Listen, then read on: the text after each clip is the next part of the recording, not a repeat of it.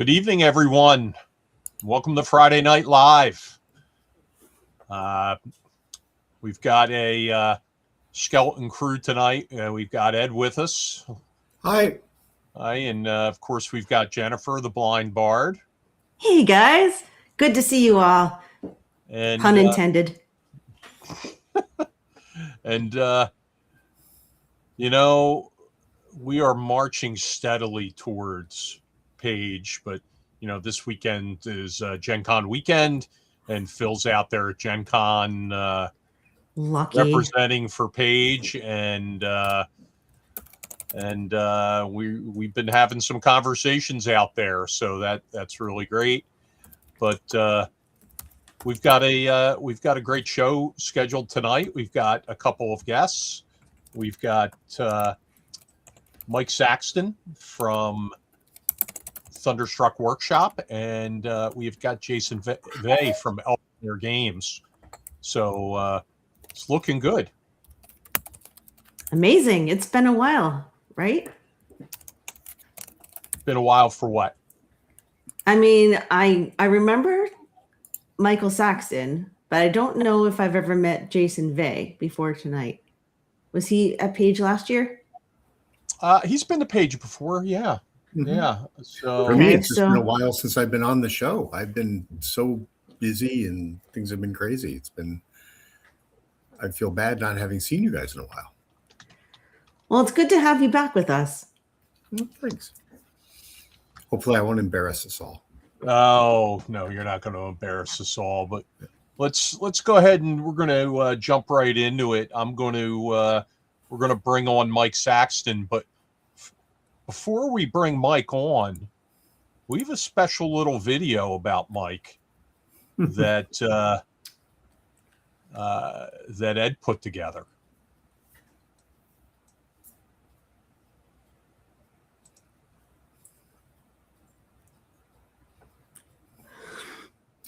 So these are some of the models that Mike sells, and they're ones that I put together and printed out. Hopefully they reflect well on him. They're terrific models. They're easy to print, and they're easy to paint as well. But yeah, I fell in love with that spiraling tower at Mike's booth at Page last year, and so I had to get a copy, and then that just started me down the road of doing all these sorts of things. It was love at first sight, right? Right, exactly. That's so cool. Anyone who can paint is very talented. Mm. Welcome to the show, Mike Saxton from Thunderstruck Workshop. How are you, Mike? Good, I'm good. How's everybody doing? Pretty good. Pretty good. Ed, I like the video, Ed. Those portals have been a hit from the minute I brought them out. I can never keep them in stock. I've actually got a ton of them. I'm working on some science fiction ones because they will work very well with a dark space game I'm running for Page. Yeah, I have the full set, but I haven't printed nearly as many as you have. I see when you post yours, and I'm like, I gotta get going on that, but well, it's hard. I have when you're talking 2 full booths worth of stuff to print, I can't spend all my time printing just portals or whatever. So no, I know. I mean, I appreciate the fact that you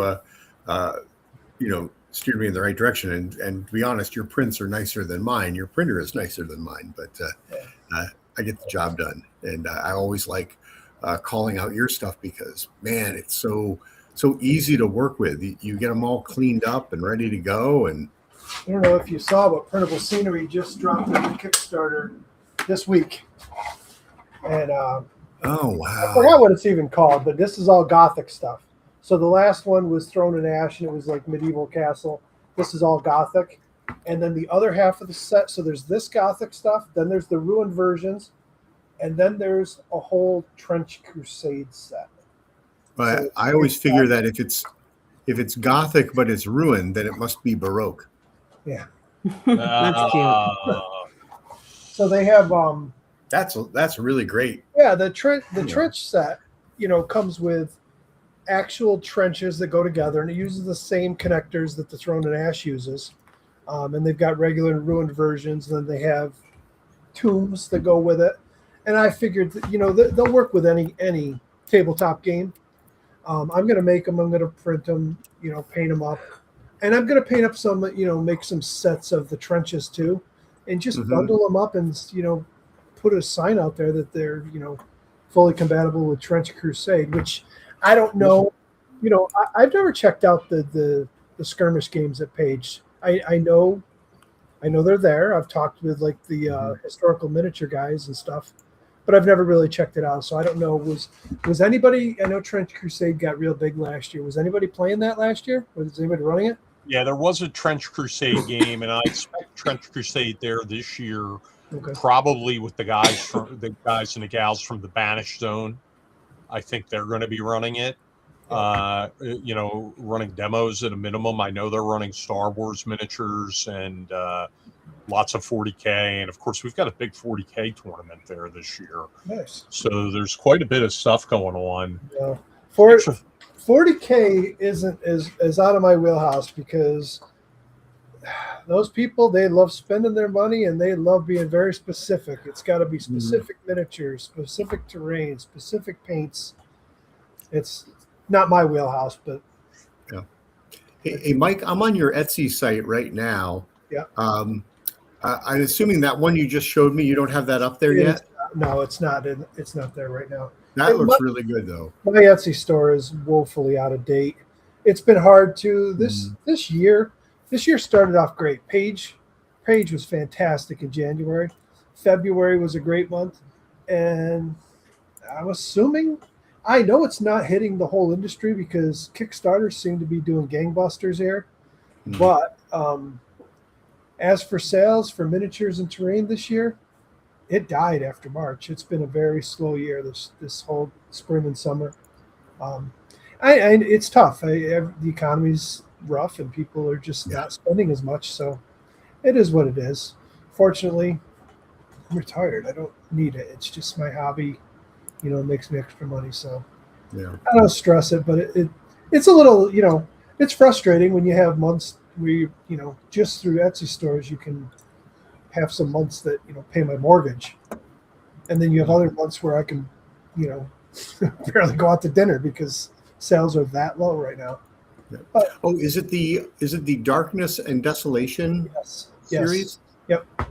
I'm looking at it on your Facebook page. Yep.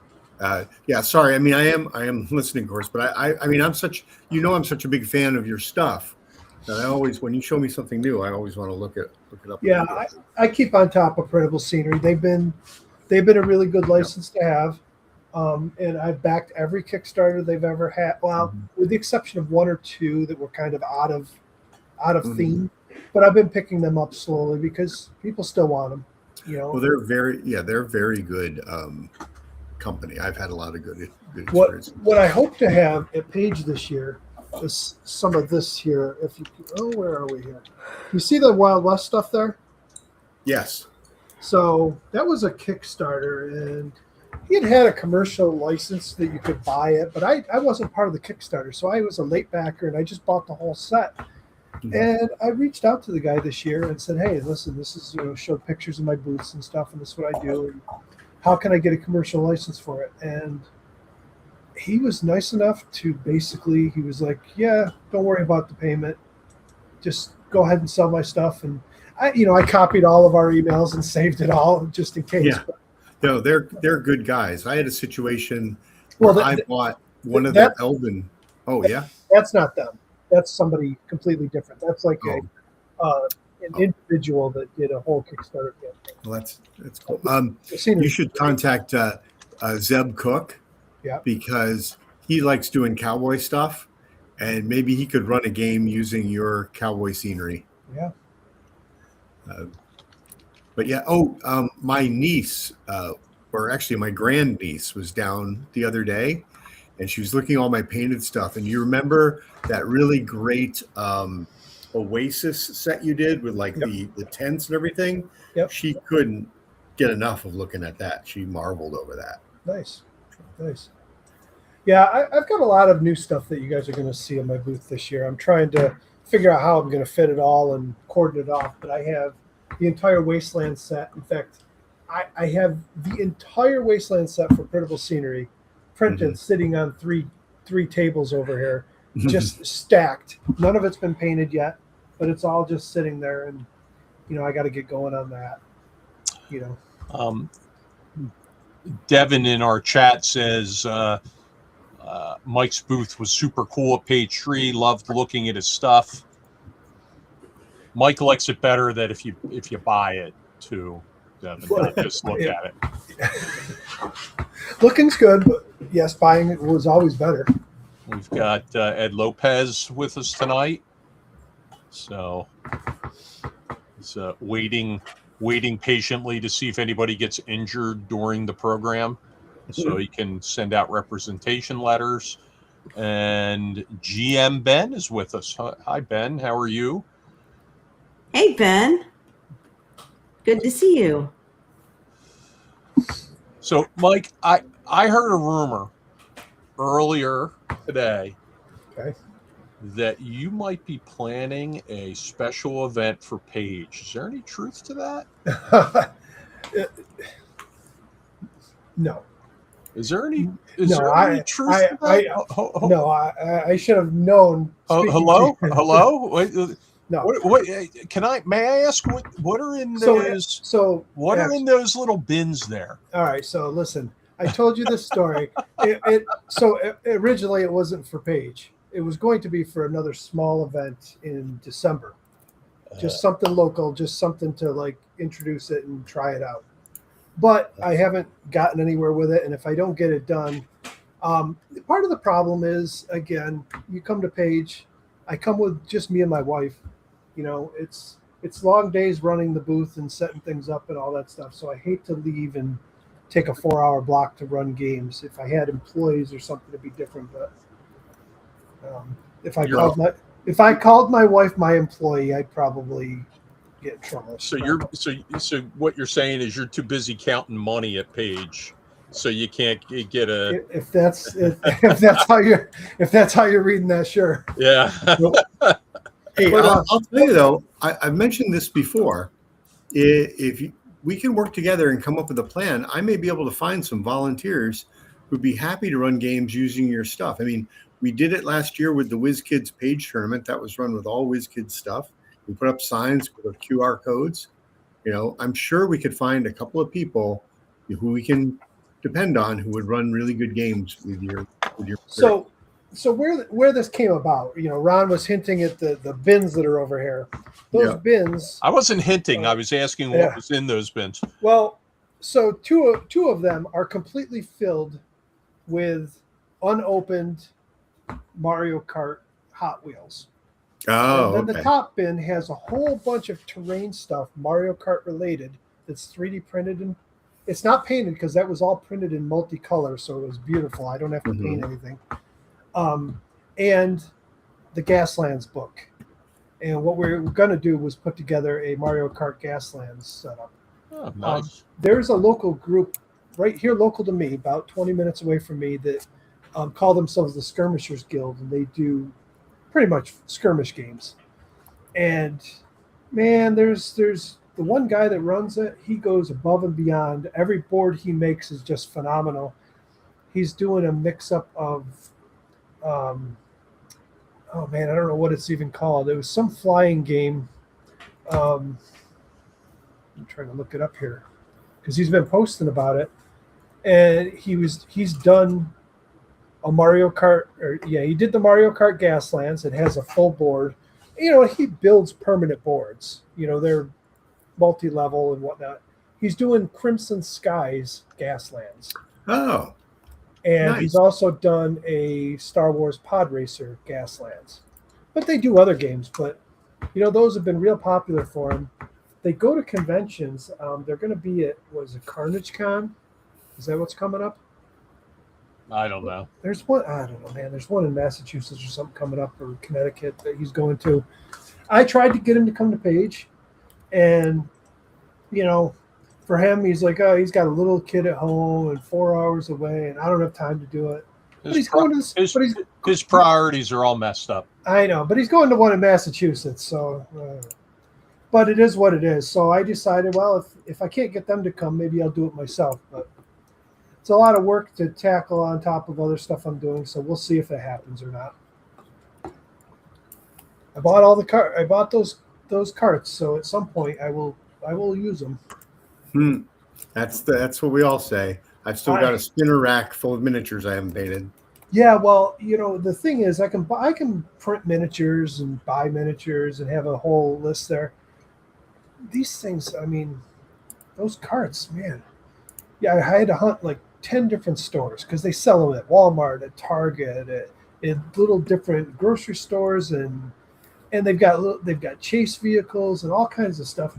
Some of these places are $6, $6.50 a piece. Some of them are $8. I didn't even go on to eBay because they got ones that are hundreds of dollars that are so hard to find. So I stayed away from them. But yeah, it was probably about $350 worth of Hot Wheel cars just for this game. So I'd like to use them at some point. They're still in the box. I mean, I could always resell them if I wanted to, but yeah, we collect this hobby. Right. Collect stuff, all right. What do you think? Every year your display gets bigger and better at Page. People come back and they have certain vendors that they see year over year that they're excited to see, and they want to see what new stuff they have out. I mean, I put Chet Minton in that category too, right? Mm-hmm. What do you, give us a hint of what some of the new stuff is going to be at your booth this year? So the last couple of years, you've seen I've always had in that front table a big set piece that kind of draws people in. The problem is I had that big fort. I had the big castle this year. I had the tree fort. And what happens is those big items are pretty expensive, and they come home with me. And it's great to draw people in, but it takes up a lot of table space, and I'm transporting back and forth. So this year, I'm not going to focus. You're not going to see $1,000 items on my table, because I have found that they just don't sell well at conventions. Right. I've got some big spenders, but generally it seems about $500 is the limit, and we don't get too many of them, so I don't try and focus on that. I really want to focus on the under $100 items, fully painted, ready to go, because it's within reason for people, especially when they come up and there's, hey, I need a building, another house or something for my thing, and there's one already painted and it's $50, ready to go. I can take it home, put it right on my table, and it's not breaking the bank. To be fair, you do need to have the $1,000 item and have a sign on it that says reserved for Leo. I know. Yeah, but even Leo got my turtle. He spent quite a bit last year because that turtle, that was a nice little chunk. I got another one of them this year. Another turtle already painted up. Nice. And I made the alternate of it. Instead of the shop on its back, it's standing up ready to attack. Oh, nice. That's cool. Very nice. It stands, you can't even see. It's big. What's the hardest thing to paint?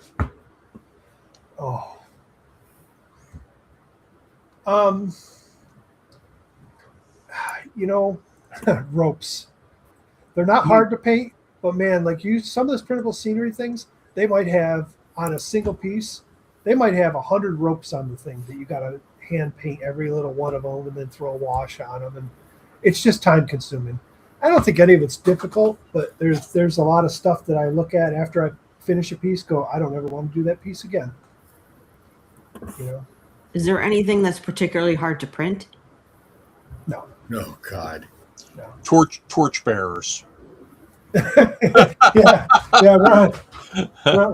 Ron's little minis from his Kickstarter. This little guy's torch bearer. The torch, for whatever reason, that guy, whether it's the way that I supported it or what, it keeps breaking off. I'm printing. Monsters with long, narrow claws and teeth. Yeah. So Chet Minton has joined us. All right. Sorry, I'm late. Chet. Hello, Hey, Chet. Chet. How are you? Good to see you, Mike. Good. Hey, everybody. Good to see you. Thought maybe you'd be out at Gen Con. No, I've never done Gen Con before for a vending or artist show. Can't do them all. Yep. All right. Well, listen, Mike, stick with us a little bit. We're going to get our other guest on, who is Jason Vey, and he's coming right now. Jason from Elflair Games. Hey, Hi, Jason. You're muted, Jason. For some reason, you're muted. There you go. You got to turn off the mute button. There we go. You go. You got me now? Yeah. Okay, sorry about that. I was muting it so I didn't make noise while you guys were interviewing Mike. I just met Mike and I just got to know each other. What was going on you were worried about making noise? What was going on that you were worried about making noise? I was putzing around my office while I was listening to you guys, organizing books and stuff like that. Yeah. Mike and I just got to know each other at Central New York CNYCon this year, a couple months ago. It was actually really nice to get to know him and to meet up. And I bought one of his Baba Yaga huts for my wife. Nice. Okay.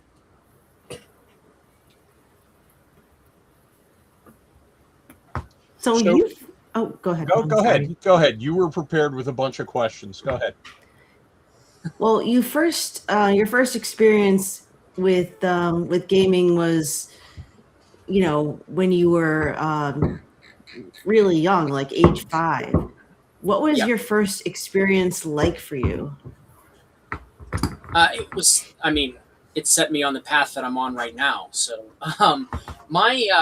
I've told this story a million times, but hopefully most of your viewers haven't heard it yet. My parents used to be in a bowling league when I was little, and they would drop my sister and I off at my grandmother's house to babysit while they were at bowling. And my uncle and his friends were in high school at the time, and it was 1979, and AD&D First Edition had just come out. And I would wander down in the basement and sit there. And one day they handed me a sheet of paper with a bunch of numbers on it that I barely understood, and a bunch of funny shaped dice. And they would tell me when to roll dice, and I would do what they told, and they would tell me what it meant when I rolled the dice. I learned how to play D&D that way, and I have loved it ever since. Awesome. My earliest memory is seeing Star Wars: A New Hope in the theaters in '77 when I was 3 years old. So geekdom has been with me my entire life. From the time I was old enough to read more grown-up books, my dad handed me the 12-volume Ace paperback Conan series, and I got hooked there. So it all kind of came together, and I've been in it eyeball. Yeah. Wow. That's awesome. So you got your Elflair Games got its name from your handle, the Gray Elf. What is your inspiration behind that handle? Man, you really did your homework. I sure did. My first, well, not my first, but my favorite D&D character who went through a dozen reincarnations over the years through multiple editions of D&D was a gray elf, chaotic neutral gray elf thief magic user called Die Blackthorn, and I stole the name out of a GURPS book. But the character was my favorite D&D character. He was, like I say, he was chaotic neutral, and he had an immortality complex because he cheated death so many times he thought he could never die. And the character just lived a charmed life. I got into so much trouble and somehow never died. So the Gray Elf just kind of became my thing when the internet was kind of young and we were all first getting online. I just kind of adopted it and have kept it ever since. That's awesome. And then my very first website, my 90s was called the Gray Elf's Lair. So when I finally started putting out my own games under my own company, Elflair Games just seemed appropriate. Yeah. Awesome. So Wow. I think we all know characters that, we feel that way about. So that's great. How about I don't you? even How know about you? whatever happened to his character sheet. I wish I could find it, but it disappeared ages ago. I'd give anything to find that character sheet again. How about you, Mike? Do you have a favorite character, or a standout character from over the years? Well, that's kind of a tough one because I haven't played that many characters over the years because I've always been DMing. But yeah, when I got back into I started gaming when I was 12, 13 years old, and before that, prior to that, I still have it sitting here. So this was my introduction to D&D, but I never played this back in the day. My stepmother was a nurse, and at some party, I don't know, Secret Santa or something, gave her the Moldve box set. But I don't know what happened to the box, but she gave me the book, asked me if I wanted it. And of course, I'm a little kid flipping through it and just totally captivated by this thing. It wasn't until 12, 13 years old, I had made some new friends and they introduced me to first edition. And it was a very short order after that they pawned off DMing to me, and that's where I stuck with it. 98 or so, when I started with my career with the state, I moved away. I had to go downstate, work in a jail down there, and transfer my way up. And I stopped playing, and I didn't play again until probably 2013, 2014. And when I got back into it, some of the old guys I used to play with were running a group of AD&D. So I got back into that. And of course, probably 6 months playing it, I played a ranger on there, probably the favorite character I've ever had.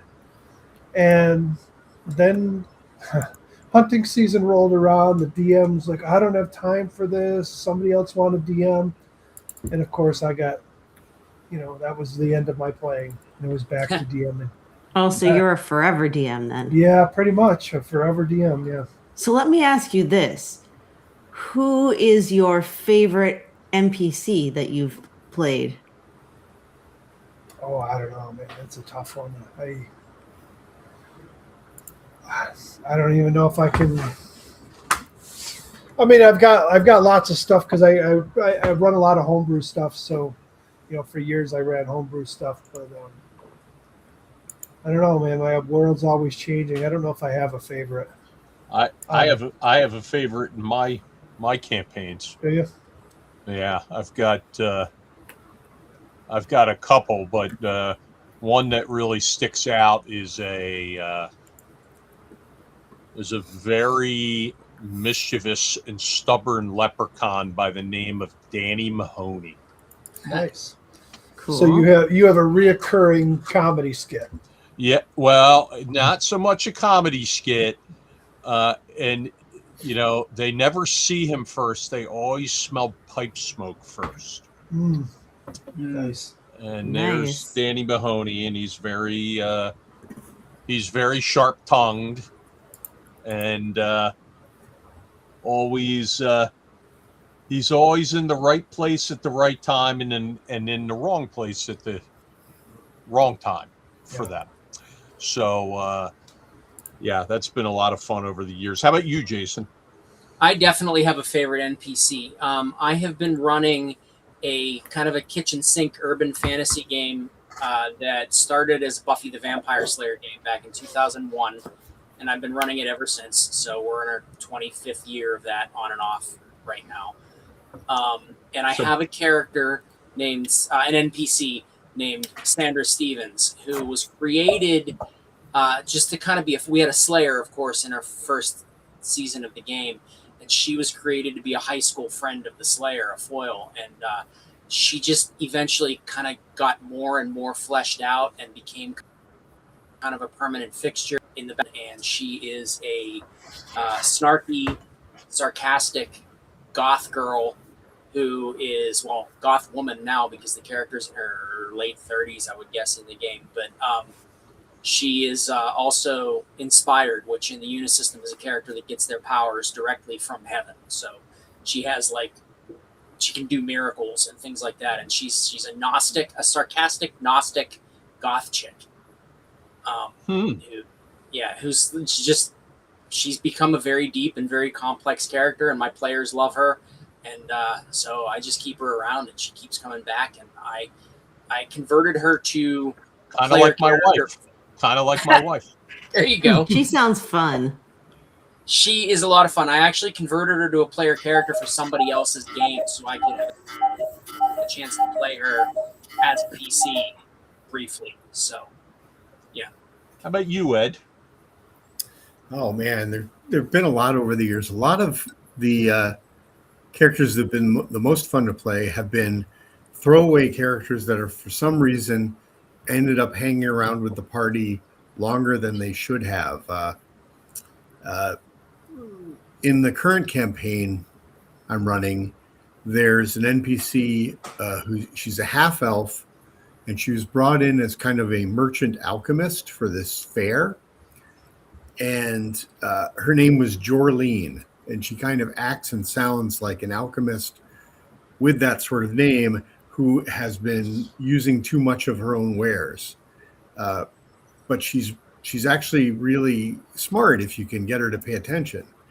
And she was only supposed to be there for a couple of sessions, but then the characters really liked her, so I changed her story a little bit, and now she's the apprentice to this very powerful druid. In my world, I'm playing like a modified version of D&D 5e, but in my world, there are still only one top druid and one top monk. If you remember that from the old first edition days, there could only ever be, one grandmaster of flowers and things like that. And Jorleen is the apprentice to the top druid on the prime material plane, and the whole adventure, the whole story that's going on has to do with the druids kind of maintaining balance. And so she has become kind of a conduit for information and assistance.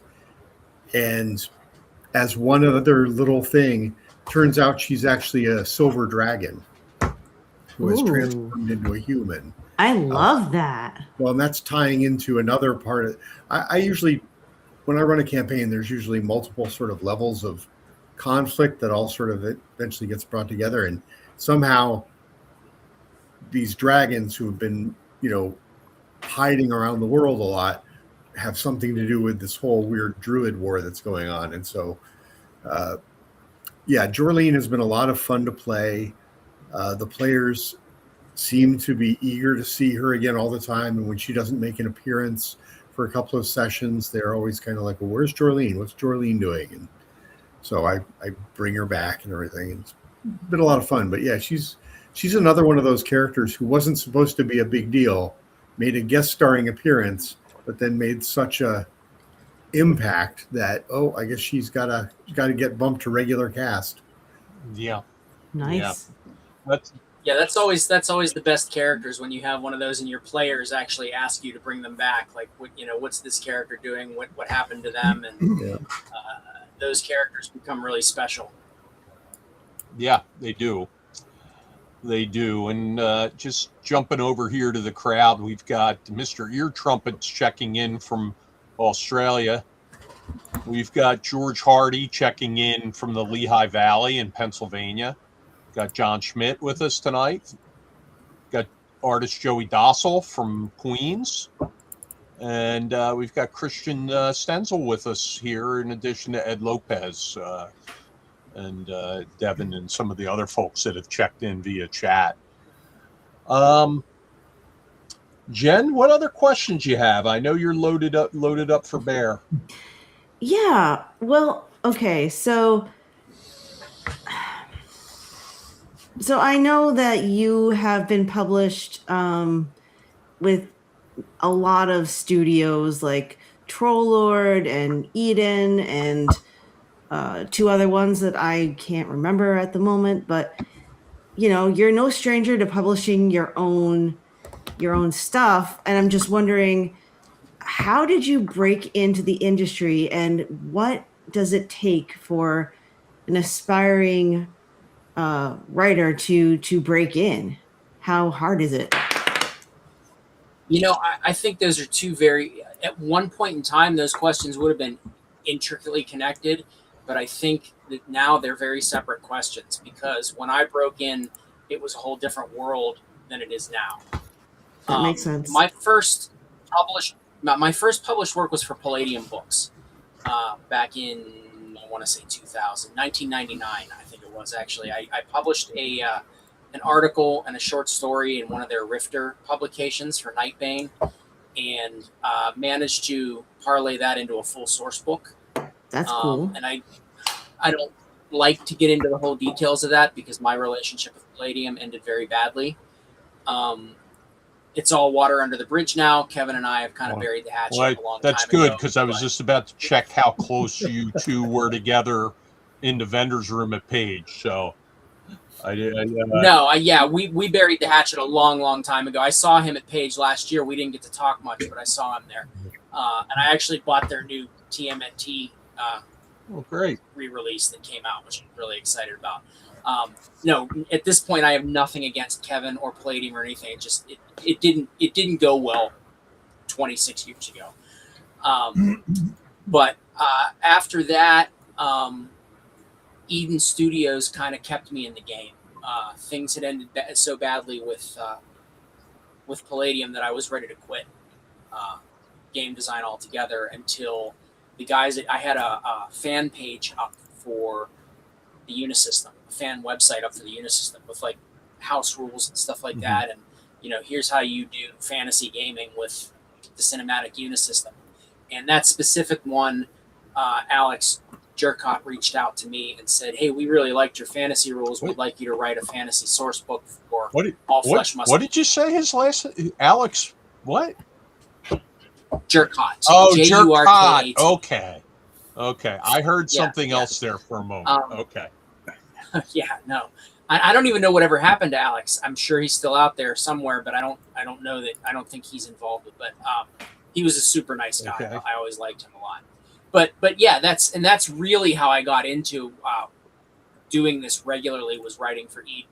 I started with Dungeons and Zombies, and then I co-wrote the sci-fi source book for All Flesh called All Tomorrow's Zombies, and then I wrote the World War II source book, which was Band of Zombies. And I did some work in the background on Witchcraft and Buffy and Angel and those games, which is how I met Tim Brannon and Derek Stolting, who kind of helped me out behind the scenes now with Elflair Games. Tim was my co-author on Night Shift, which I can hold up here so people can see it. And then Tim and Derek both did some stuff on 13 Parsecs, which is our most recent release, which is our sci-fi game, which is right there. And that's the one I am so interested in learning more about, because I love sci-fi. Just real quick. Yeah, it's our most recent one, and yeah, it's a toolkit game that's designed. So all three of my core games right now, which is Night Shift, Wasted Lands, and 13 Parsecs, they all run on the same rules system. They all run on the Ogre's rule system, which uses three simple mechanics: a D20 mechanic, a percentile mechanic, and what we call a rule of two mechanic, which is essentially just rolling a dice and a die and looking for one or two. Just real quick, Christian Senzel says, got a bunch of Elflair stuff from you at EggCon and can't wait to dive into them. Great. Yeah, EggCon was a freaking great con for me. I did really, really well there, and I was thrilled. And I fell in love with Lake Geneva as soon as I got there. It was my first time in that town. Oh, nice. I can't wait to go I back was there next too. year. It was a lot of fun. It was, yeah. It was a lot of fun. It's a tiny con. There were only maybe 400 people there, but I did better at EggCon, I think, than I have done at any other con I've been to. Hopefully, Page will kick that up, because this will be my first time at Page as my own company. I've been there with Trollord the past couple. Vendors seem to do very well at Page. Yeah. And last year we had was it 3,300 people? Ron? A little over 3,000 for the A weekend. little over 3,000. Yeah, and it seems like Yeah, and I think I'm in like the indie publishers room. Yeah, so Page that's is going to be a new thing this year. And that actually brings me to something like an interesting topic related to Page that we've recently seen that Katahdin up in Maine was canceled. yeah. I was so bummed about I just saw that today. Yeah. And he had a lot going on. He had a lot of support and from the industry, but the badges just weren't selling for him. He said, and I don't want to get into the details of the number of badges, but it was, he made the right decision, for his financial well-being. But I'm happy to report that, I saw enough out of him that I immediately asked him if he wanted to join Page's staff because I felt like he had enough going on. He's got close ties to our indie gaming hub coordinator, Josh Yoder. They're good friends, and in addition to that, I know Dave from the convention scene, and he's also worked with our new managing director, Meg O'Malley. So he's coming on. He's going to be assisting with that indie publishing area, and I think I think that area is going to be interesting because it's kind of like set away from the vendors room, but it has its own gaming area. So it's almost like a little convention within a convention because I think all the indie publishers are going to be running at their game tables in there, and that's the way I've been scheduling it so far. So I just looked. Jason's not in the indie publishing room. He's in the small business room. The small business room. Okay. Well, yeah. Small business room. Okay. So you're over in the small business room now. Different than last year, there won't be any vendors out in that hallway. It'll just be all those doors will be open, so that area is going to be open the length of the entire convention center that we're using. So that should be better for the flow there. And then some of our manufacturer and publisher partners will be set up in the main gaming hall, but all of their areas are going to be vendor and gaming, but they're going to be off to the right when you come through. So it's not going to create like a natural like river type effect where people just walk straight and keep going straight. Because that wasn't ideal last year. I'm big enough to have identified that and say, well, vendors didn't do as well last year as they've done in the past. And part of the reason is the people in the hallway were talking about how great they did.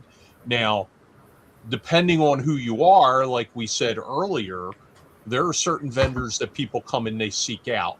Mike is one of them. Chet is one of them, right? Like, Chet, you had a great page, right? Yeah, it's my best show this year. Yeah. So actually, EggCon was my second best show. Yeah. EggCon was crazy. Yeah, it really was. Yeah, Page was phenomenal for me this year. I mean, having the auction helped. I mean, the item in the auction that definitely.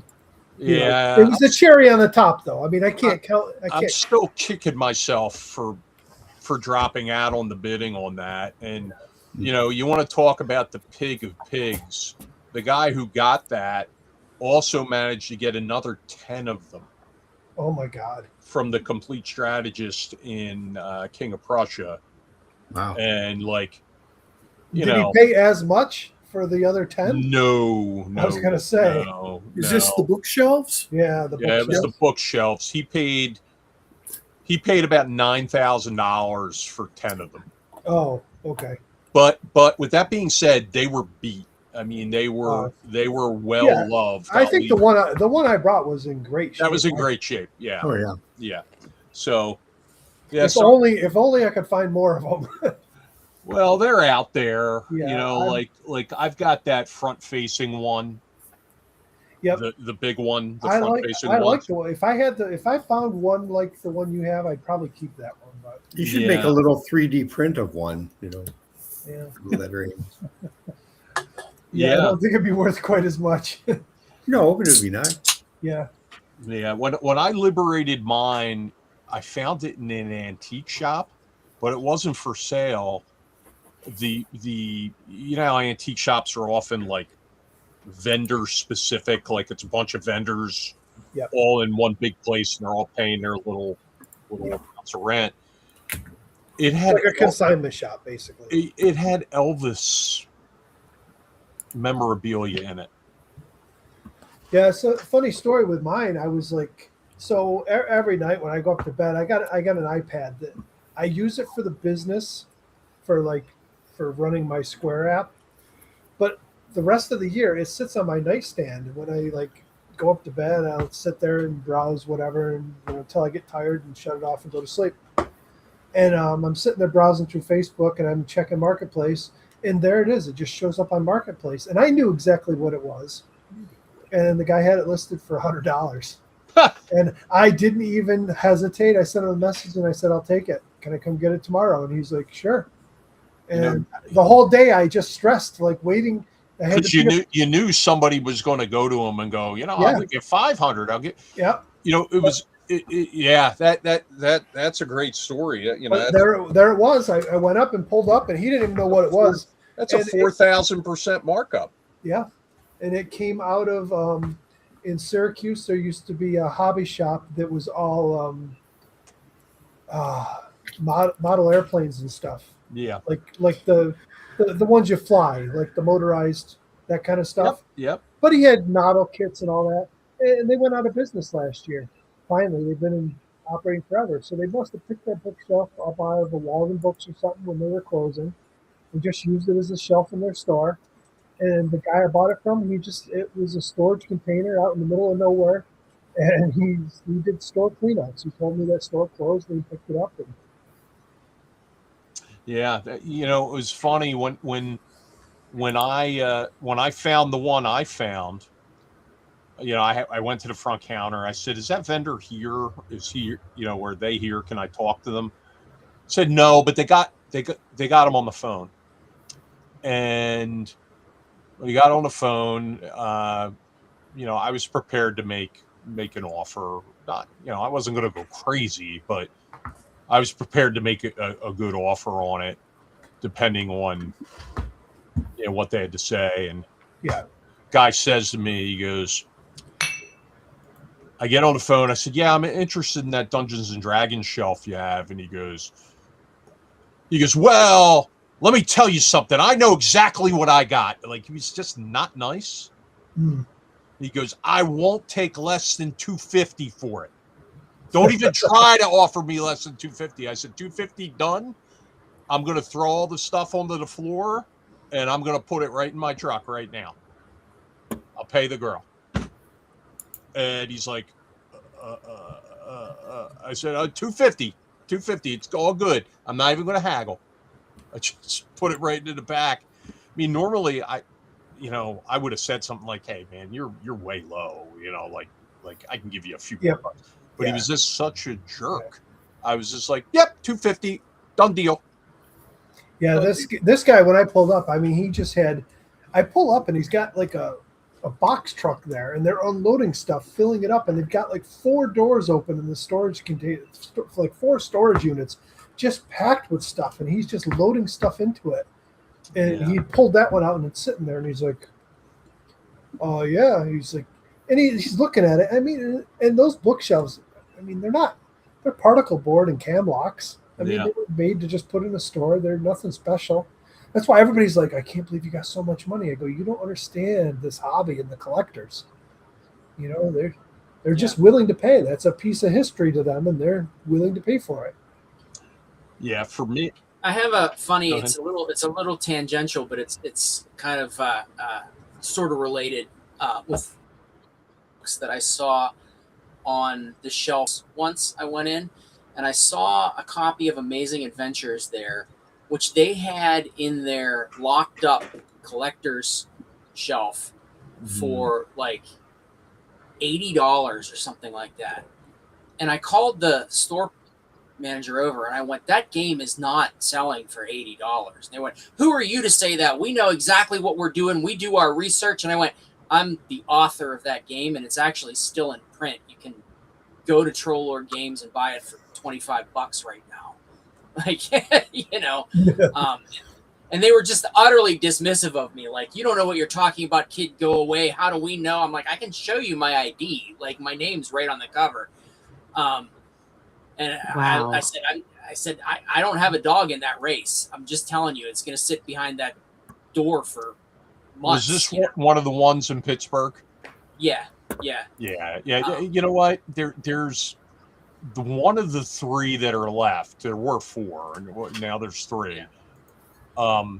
There's like a manager. He's a bit snarky in there, and you know, I'll go in when I'm in Pittsburgh, and you know, the pricing's all over the place, right?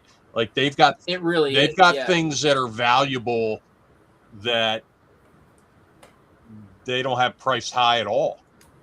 And then they have junk. Not to say something you wrote for Troll Lord Games is junk. Only what. No, but it was still in print. Like, no, I'm kidding. Yeah. I'm kidding, of course. But sometimes they have junk and they have it way overpriced. Yeah. I mean, I went into the one time, and I got all these old play-by-mail games. Right?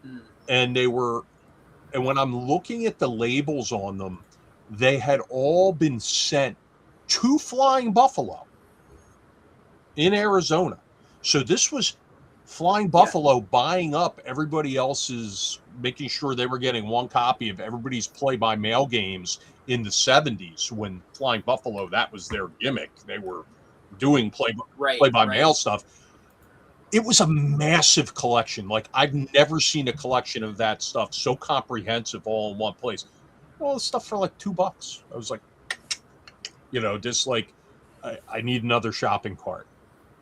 I mean, I came home with stacks of it. Somebody recently, the one up in the North Hills here in Pittsburgh, somebody, I want to say this was maybe last summer, sold the most massive D&D collection, like AD&D and all the way up through like 4th edition stuff.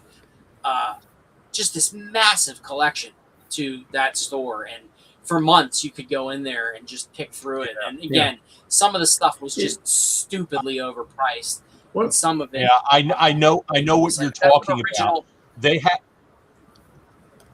had it sitting on rolling shelves up front because they couldn't fit it in the RPG section. It was a big collection of stuff. I bought a lot of the stuff, but again, there were some things I just had to just be like, no way, you know, no way. By the other, like I got an original Janelle Jacquet's. Here it is, right here. Caverns of Thracia. And I paid like $10 for this. Yeah. You know, and it's in great condition. So one of the then they had stuff that like you can go on. One of the experiences I remember having is there was this store out in the Seattle area at one point, and they had massive amounts of stuff just piled up all over the place. And you would go in and they'd have stuff that was really old, and it was still marked at whatever the cover price was. And, you know, some of it was junk, some of it might have been valuable, but you kind of ask them, it's like, why don't you put some of this stuff on sale? You're just piling up stuff on top of other stuff, or do something to move it. Now, this, of course, is back before really internet sales. So, you know, now, of course, you do have the opportunity to price something and to sell it like on an internet site or whatever, but they didn't have that. Because I remember working in a store where their philosophy was, if it's been here for more than a year, we don't want to pay taxes on it again. So they're just like, we're going to sell it. I did at Half Price Books. I bought a bunch of Atari cartridges because I'm into like Atari and ColecoVision, like, you know, old school. You can see behind me. That's Atari 2600 Berserk running on my ColecoVision behind me. But I bought. They had one of the Atari like game centers there that was loaded with like 40, 50 games on there, and they had it priced at like $75, which wasn't a terrible price because the empty game centers go for around 40 or 50 by themselves on eBay. But I said to the manager, "Will you take an offer on that?" She said, "Well, I mean, we usually don't. Why? What are you thinking?" I said, "Well, I'll give you $60 for it." And she said, "Well, I mean, it's only been here for a month." I said, "Another way to put that is it's been sitting on your shelf for a month." Yeah. And she took the $60. So You know, I got like all these. Yeah, I must have gotten like, Atari games with the Atari Game Center. So you can get good deals there, but in this case, it was ridiculous. And I came back 2 weeks later, and they had the Amazing Adventures book out of the collectible shelf and properly priced on the regular. yeah. Game Well, that's So- good because you gotta, there are a lot of opportunities in the Pittsburgh area to buy used and out of print games. Yeah. You have both two Phantoms of the Attic that carry them. The one I think I've wiped out pretty good. The one, not the one that's on the second floor of the building. Like I'm That's friendly with the Oakland one is the big one. Yeah. Yeah. But the other one that is kind of like more a comic book shop, they bought a few massive collections a couple of years ago, and I pretty much wiped them out. Like they still have stuff, but it's all the stuff they priced wrong. And it's going to be there forever. Like nobody's paying $125 for a pastel D3 that has water stains on it. Right. I don't know who runs the gaming shop now, because I know Jeff, who used to own both of them. He sold off the gaming shop to somebody else, and he runs the comic shop now. And Jeff's a super nice guy. But the guy who owns the one in Oakland, the one upstairs. Yeah, these are both in Oakland. They're across the street from each other. One is a gaming store, one's a comic store. That guy's a nice guy.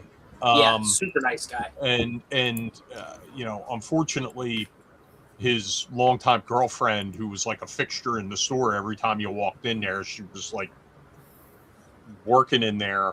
Went in there one day, she wasn't there, and I kind of was like, "Hey, where's your helper? She's always in here," and she died. Oh, gee, yeah, yes.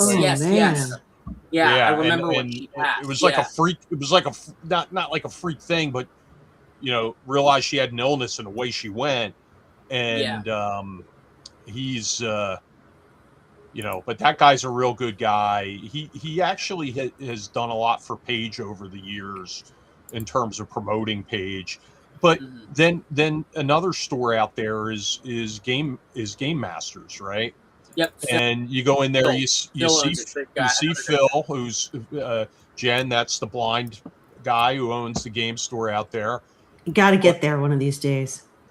But they're super nice guy, great store. It's great until you want to buy something out of the used bin. Then it's not so great because he's like, he doesn't have prices on anything. So he goes, what kind of condition is it in? And I go, well, it's so-so, or it's good, or it's great, or whatever. Then he calls his wife. He's on the phone with his wife. Okay, this is what it is. Here's the code. She's just going on to eBay and trying to figure out what to tell him to charge, right? So, and Phil knows his stuff. Don't get me wrong, but he doesn't know the pricing anymore. So I got to go, hey, Phil, that's not realistic, and I'm not paying. If I wanted to pay what the asking price is on eBay, I would already own those. I anytime I see a store where their stuff isn't priced, I'm just done. I don't want to ask. I don't mind if it's like we have place where a you can number haggle, of but really we're blessed here. What's Well, that? usually if we're something's blessed here not because priced, we that have a means bunch that. of- Oh, sorry. No, that's okay.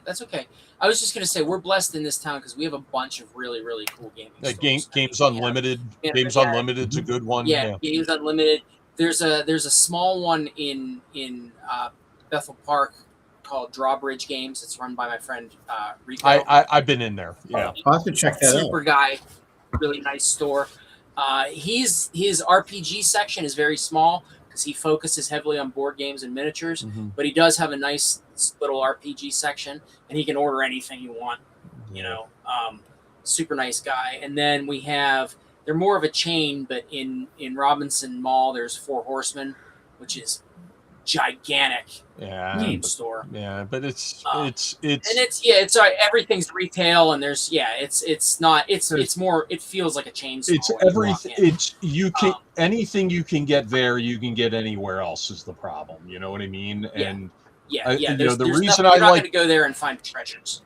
the reason I like Games Unlimited and Game Masters and the two Phantoms of the Attic and even the half price books is because you're going to be able to find stuff that you can't find anywhere else. Yeah. You know, and there's a store called Pittsburgh Comics and Gaming, I think they're called, that are down by the waterfront, and that's a place where you go to find treasures. I've been there. Yeah.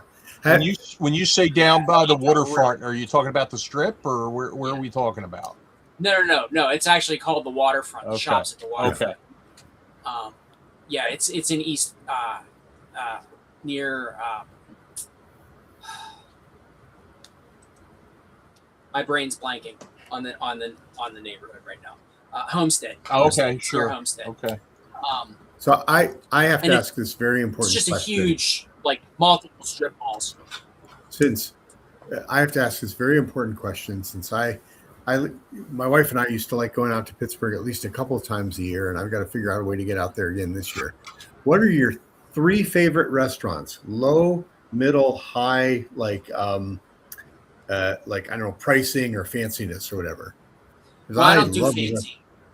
I don't do fancy. Then low and middle. I love a lot of the so Pittsburgh for me, restaurants. I think if you're coming to Pittsburgh, you got to go to Permane Brothers. And a lot of people in Pittsburgh, it's become trendy to turn their nose up at Permane Brothers, but I love Permane's, and my wife and I go there all the time. Been there several times, yeah. We are regulars at Eaton Park, which is a local diner chain here, which is great. And if you go to Eaton Park, you go to their Smiley Cookie. Yeah. And then we have some of the best, if you like Indian food, Pittsburgh has some of the best Indian restaurants you will eat anywhere. And there are 2 specific Indian restaurants. One is called Mint, and it's on Banksville Road. And the other is called Jalsa, and it's in Carnegie. And they used to be. I don't think I've ever had Indian food out in Pittsburgh. So we have a massive Hindu community in Pittsburgh because of the geography of our area with the 3 rivers and Mount Washington, and we actually are the home of I believe it was the very first Hindu temple in North America, the SV Temple, out in Penn Hills. So we have a huge Hindu community, and I usually end up focusing on the Eastern European stuff because you've got a lot of that as well. Like we do. And up on Polish Hill. If you want pierogies, is a very Pittsburgh thing. Yeah. Oh yeah. But I would go with the Indian food. Yep. I love Indian food, and we recently had a place, Sanook's over here, and it actually closed, and it's like now I'm craving it and I can't get it. Well, I have places I like to eat over there. Right by Phantom of the Attic, there's a Taiwanese restaurant that's outstanding right there. Even better. I saw that. It's right next door, and the food's very good, and that's great. But almost anywhere in Squirrel Hill, any of those small restaurants there in Squirrel Hill there's are a ton good of good as well. places in Squirrel Hill. Yeah. We always like going to Church Brew Works. Church Brew Works is good. I actually bartend at a microbrewery called Mondays in Greenfield. And if anybody's ever in Pittsburgh, please come out to Mondays in Greenfield and have a beer. And we share a space with a restaurant called Smashed and Fried, and they have. You can tell by the name what they offer. Well, next time I'm out there, I will. Yeah. Next time I'm gonna have to tell my husband because he loves that stuff. Yeah. You guys are lucky listening to you guys. We don't have there's nothing for good game stores in the Syracuse area. Oh, that's too bad. There's not We- much in we've New got- Hampshire either. We've I- got I- a couple.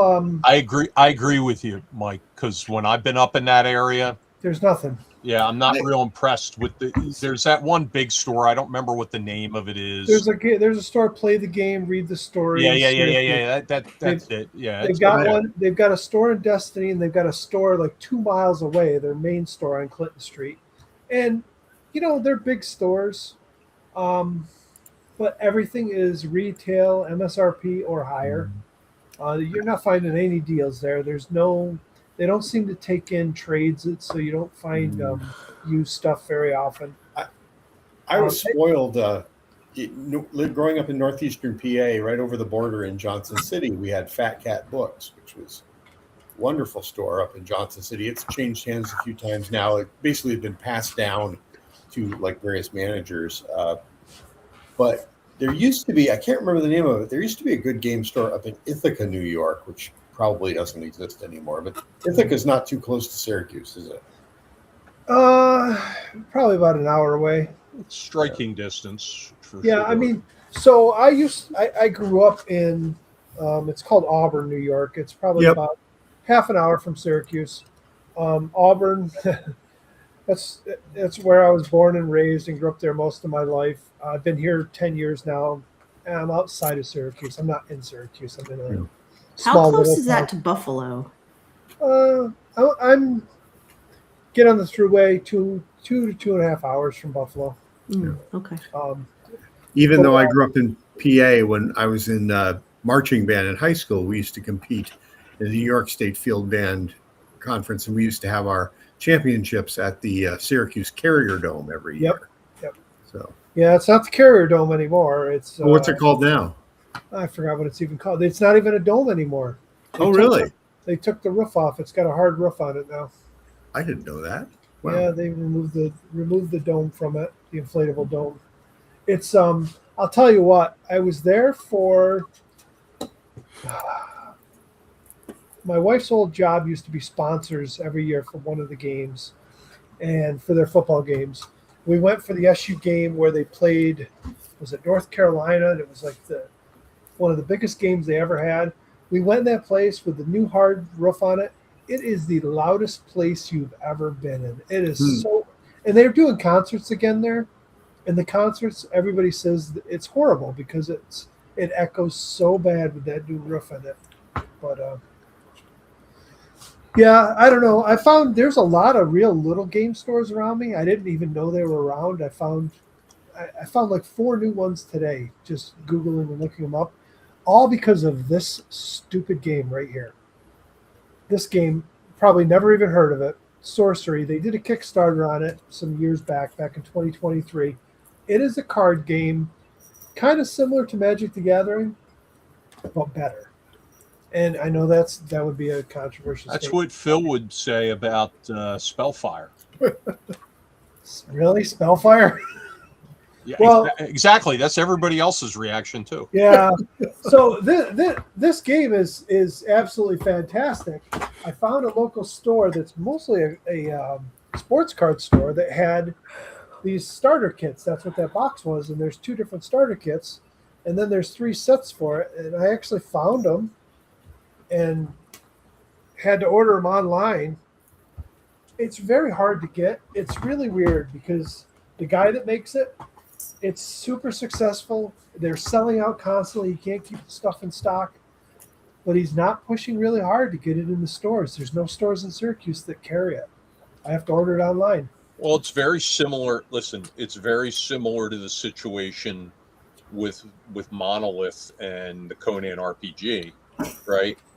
Like they don't sell to distribution, and when their U.S. hub sells out, like the stuff is just dried up. You can't get core rule books. Yeah.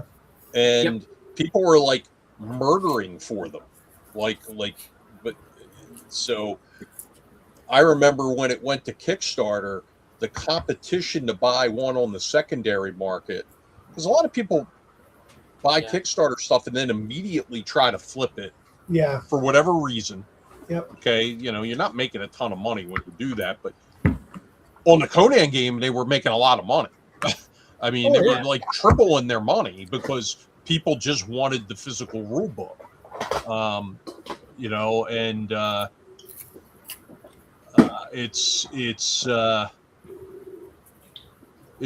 interesting. It's very interesting, and uh, you know, I talk to Matt John online, maybe every other day. We chat a lot, and even He's a good guy. I like Matt. even he has some difficulties getting answers out of the mothership overseas, and Yeah. but yeah, I'm just I've always kind of felt like Monolith was a Kickstarter company. Like their entire business model is just predicated on we're going to do a Kickstarter and sell everything we can on Kickstarter, and we don't give a shit what happens after the Kickstarter campaigns. That's how that's the impression I've always gotten off of Monolith, and I could be way off the mark there, but that's what it seems like, the way they do their, and if that's what they want to do, that's fine. That's their business model and it works for them, but that's how it always felt to me. yeah, no, I kind of agree with you there, but with that being said, you have a game that people are keenly interested in. Keep the damn thing in stock. Yeah. And especially, it's not like it's cheap. You're paying $80 for a hardcover. Right. That's what they're selling it for, and then you're paying shipping and everything else. Is that what the current Conan RPG is going for? $80, $79. Yeah. Horrible.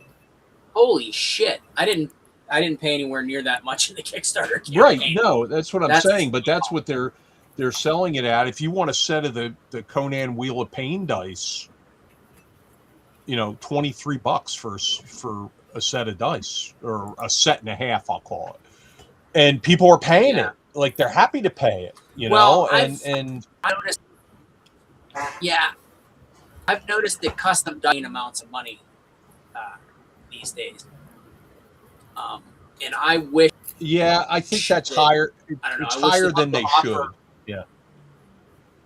Yeah, I would love to offer custom dice for my games to my customers, and I'm kind of talking with Chessex right now about having it done. But it's like, if I got to charge my customers $40 for a set of dice to make any profit, I'm not going to sell dice. Well, that's what makes it tough. Like we do custom dice for Page, and I wanted to work with some of the dice people we have in house, so to speak. The vendors that we've had.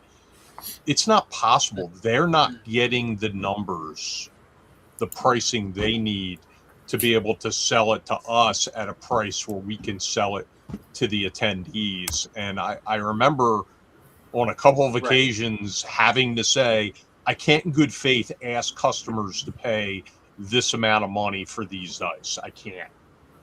And they weren't even like really, right. They weren't even really branded. It was more like the packaging was branded, but not the dice themselves. Right. And I was like, we're not going to do that anymore. Yeah. So, but you know what? We've done pretty well with these guys here. I don't know if you're going to even be able to see this, or if it's going to be, but I got that upside down. Yeah. And who's making these dice, Ron? Ancient Chinese Secret. Mm-hmm. Can't reveal that. Yeah, now it wasn't super easy to see, but that's the Page logo on it, right? That's the Page logo, yes. It is. I've seen them in person. It's really easier to see. Oh yeah, listen, they did a great job on the logo. Everything's perfect. We've got matching polyhedral dice to go with them. They were a big hit last year. They really were. The sets were a big hit, and I suspect this year's set's going to be a big hit. But you'd rather work with like I do a lot of business with Mike, right? I'd rather work with somebody who I'm already doing business with in one way or another. Like, he's spending money on a booth. I want to give him business, period. Sure. Right. Not really able to do that with the dice people, on this level. I haven't been able to do it. So we had to go to a bigger. Well, dice are expensive. I remember when we were looking into getting custom dice when I got married, and I really wanted to. Did your husband make you go on the cheap for your wedding? God, no. I had a totally D&D themed wedding. It was super geeky. I loved it. Well, but you didn't have custom dice? Well, we did, but they weren't they were just like Chessex, and it was in our colors, so like navy blue. Okay. But it didn't say like John and Jen or anything. It was just, because to do that, each set would have been like $14, and we had 71 people. So, and most of the people didn't even take their favors. We didn't do full sets of dice, my wife and I, at my wedding, but we had D6s made by Chessex with custom, the face on the 6 was, a pair of maple leaves with our names and the dates and stuff like that. And we gave those away as favors. But again, a lot of people didn't take them. And we had our friend Ken, we caught him going around and stealing the dice off of all the tables. he ended up with like 60 D6. And at one point in time, my wife was complaining that she only got like 2 D6, and he went, "Oh, here, have some." And he threw her like a handful of dice that he had stolen from our wedding. Oh, wow.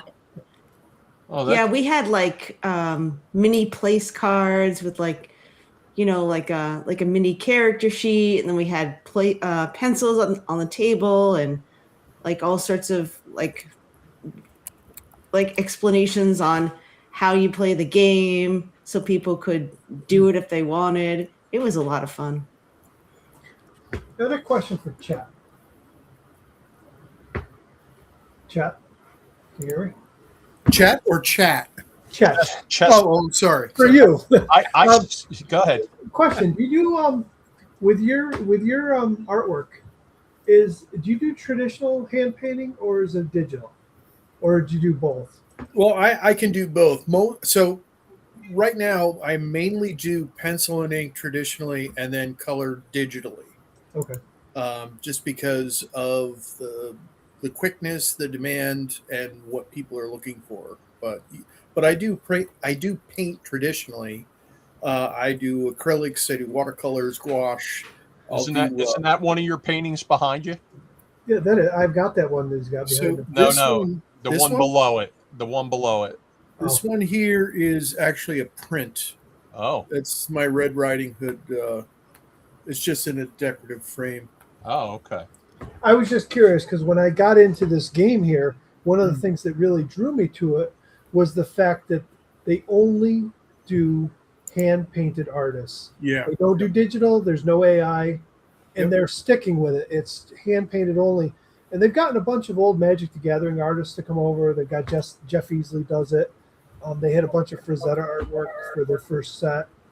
It was really cool to see it because, like, when you look at modern games now, a lot of them, they've just switched over and it's just digital. And we know that Watsu's been known to have AI, artwork in some of their products and whatnot. So, when I was hired by Gygax Magazine, it had to all be traditional sources.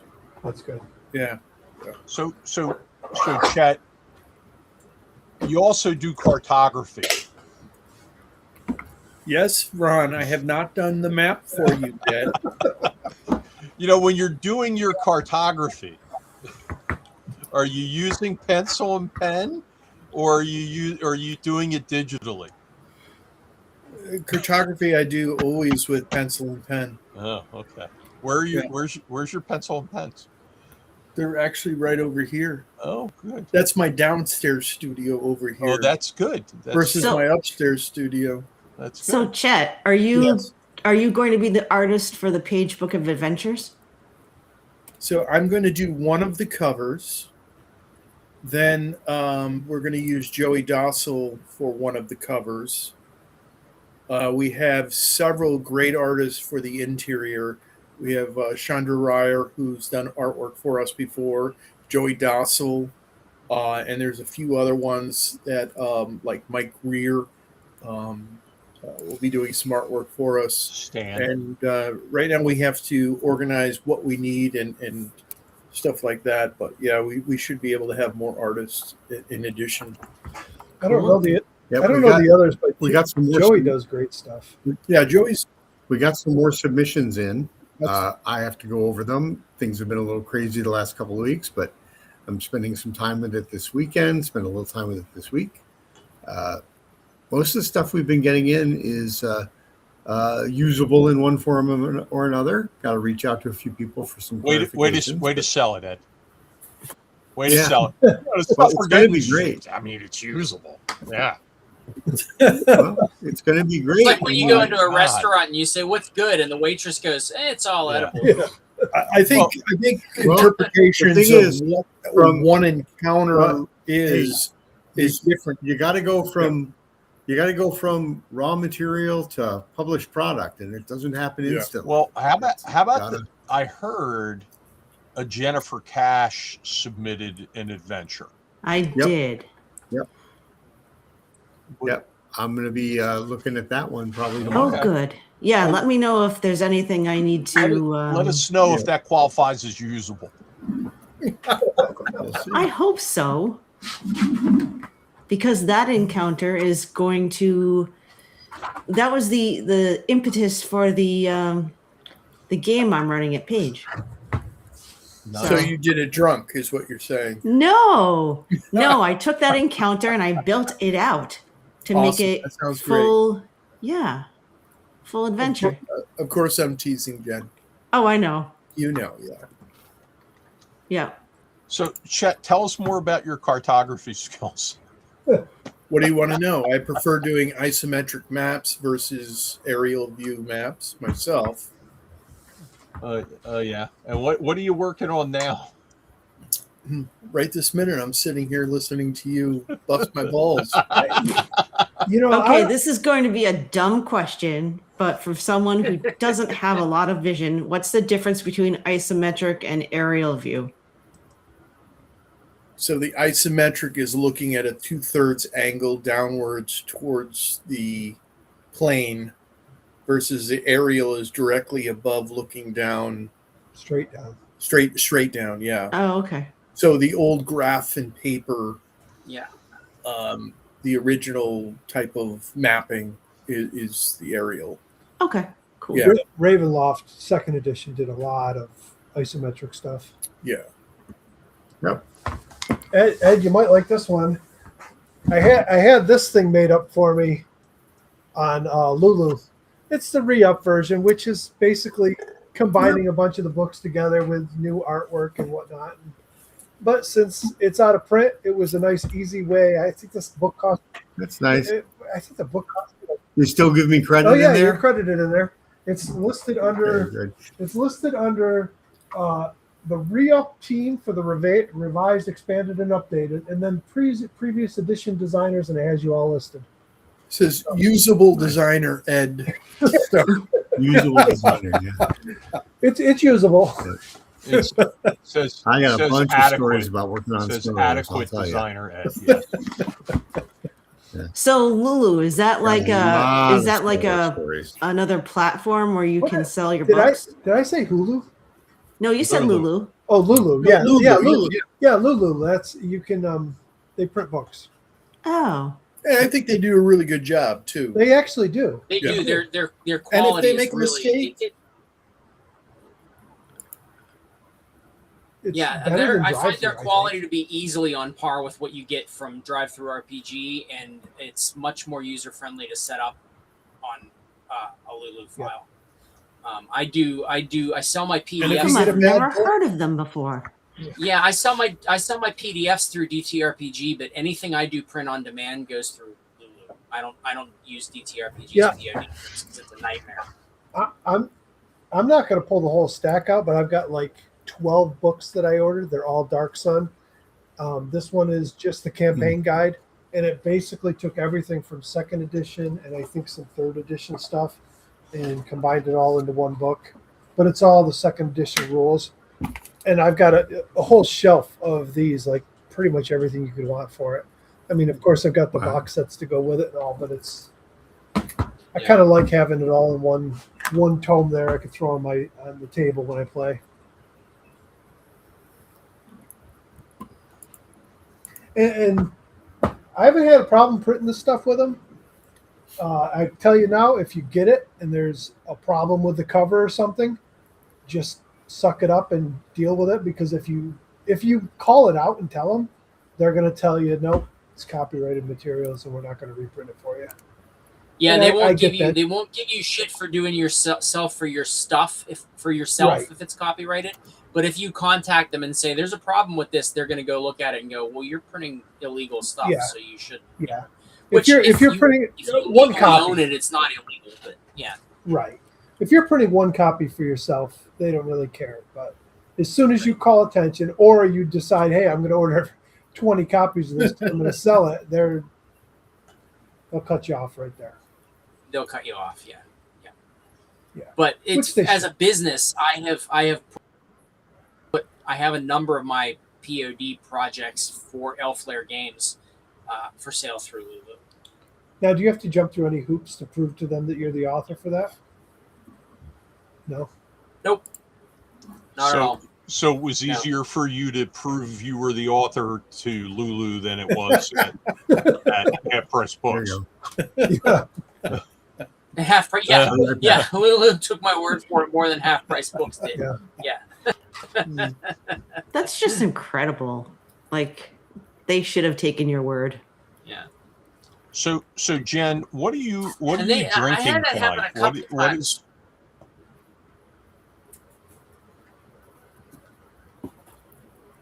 Jen? Yes. No, what is on your alcoholic list? This is Lafroig 10 year. Oh boy. But I'm more interested in Jason's story. What the hell? I actually had a second Yes. issue with the same thing with Half Price Book, but it was for a Green Ronin game. It was for their their fantasy game, Green Ronin's Fantasy Age. They had a copy of Fantasy Age in their locked cabinet, and they wanted $100 for it. And I tried to tell them it was still in print, and they dismissed me. And I actually reached out to Chris at Green Ronin, and he thought that was hilarious. He just thought it was absolutely ridiculous. So Wow. And I have to apologize to you yeah, because I'll tell you what. because I remember you now. I didn't put you together with Amazing Adventures. But I remember Okay. I remember being on the program and Ron like speaking very highly of it, and I just never put you guys together. Oh, well, thank you. I appreciate that. I did? Yeah. Oh, You- okay. You did. Amazing Adventures? Are you sure? You gave copies just away. accept it and say, yeah. It's my turn for Ron to bust my balls now. Where's Chuck Cumbo at? So I can, I noticed he's not. Probably at Gen Con with Troll Lord. I don't know. None of the pictures I've seen. I don't know if Chuck might not have gone. I don't know, but I know Troll Lord's at Gen Con. It's 11 o'clock on the East Coast, so he's at a bar somewhere.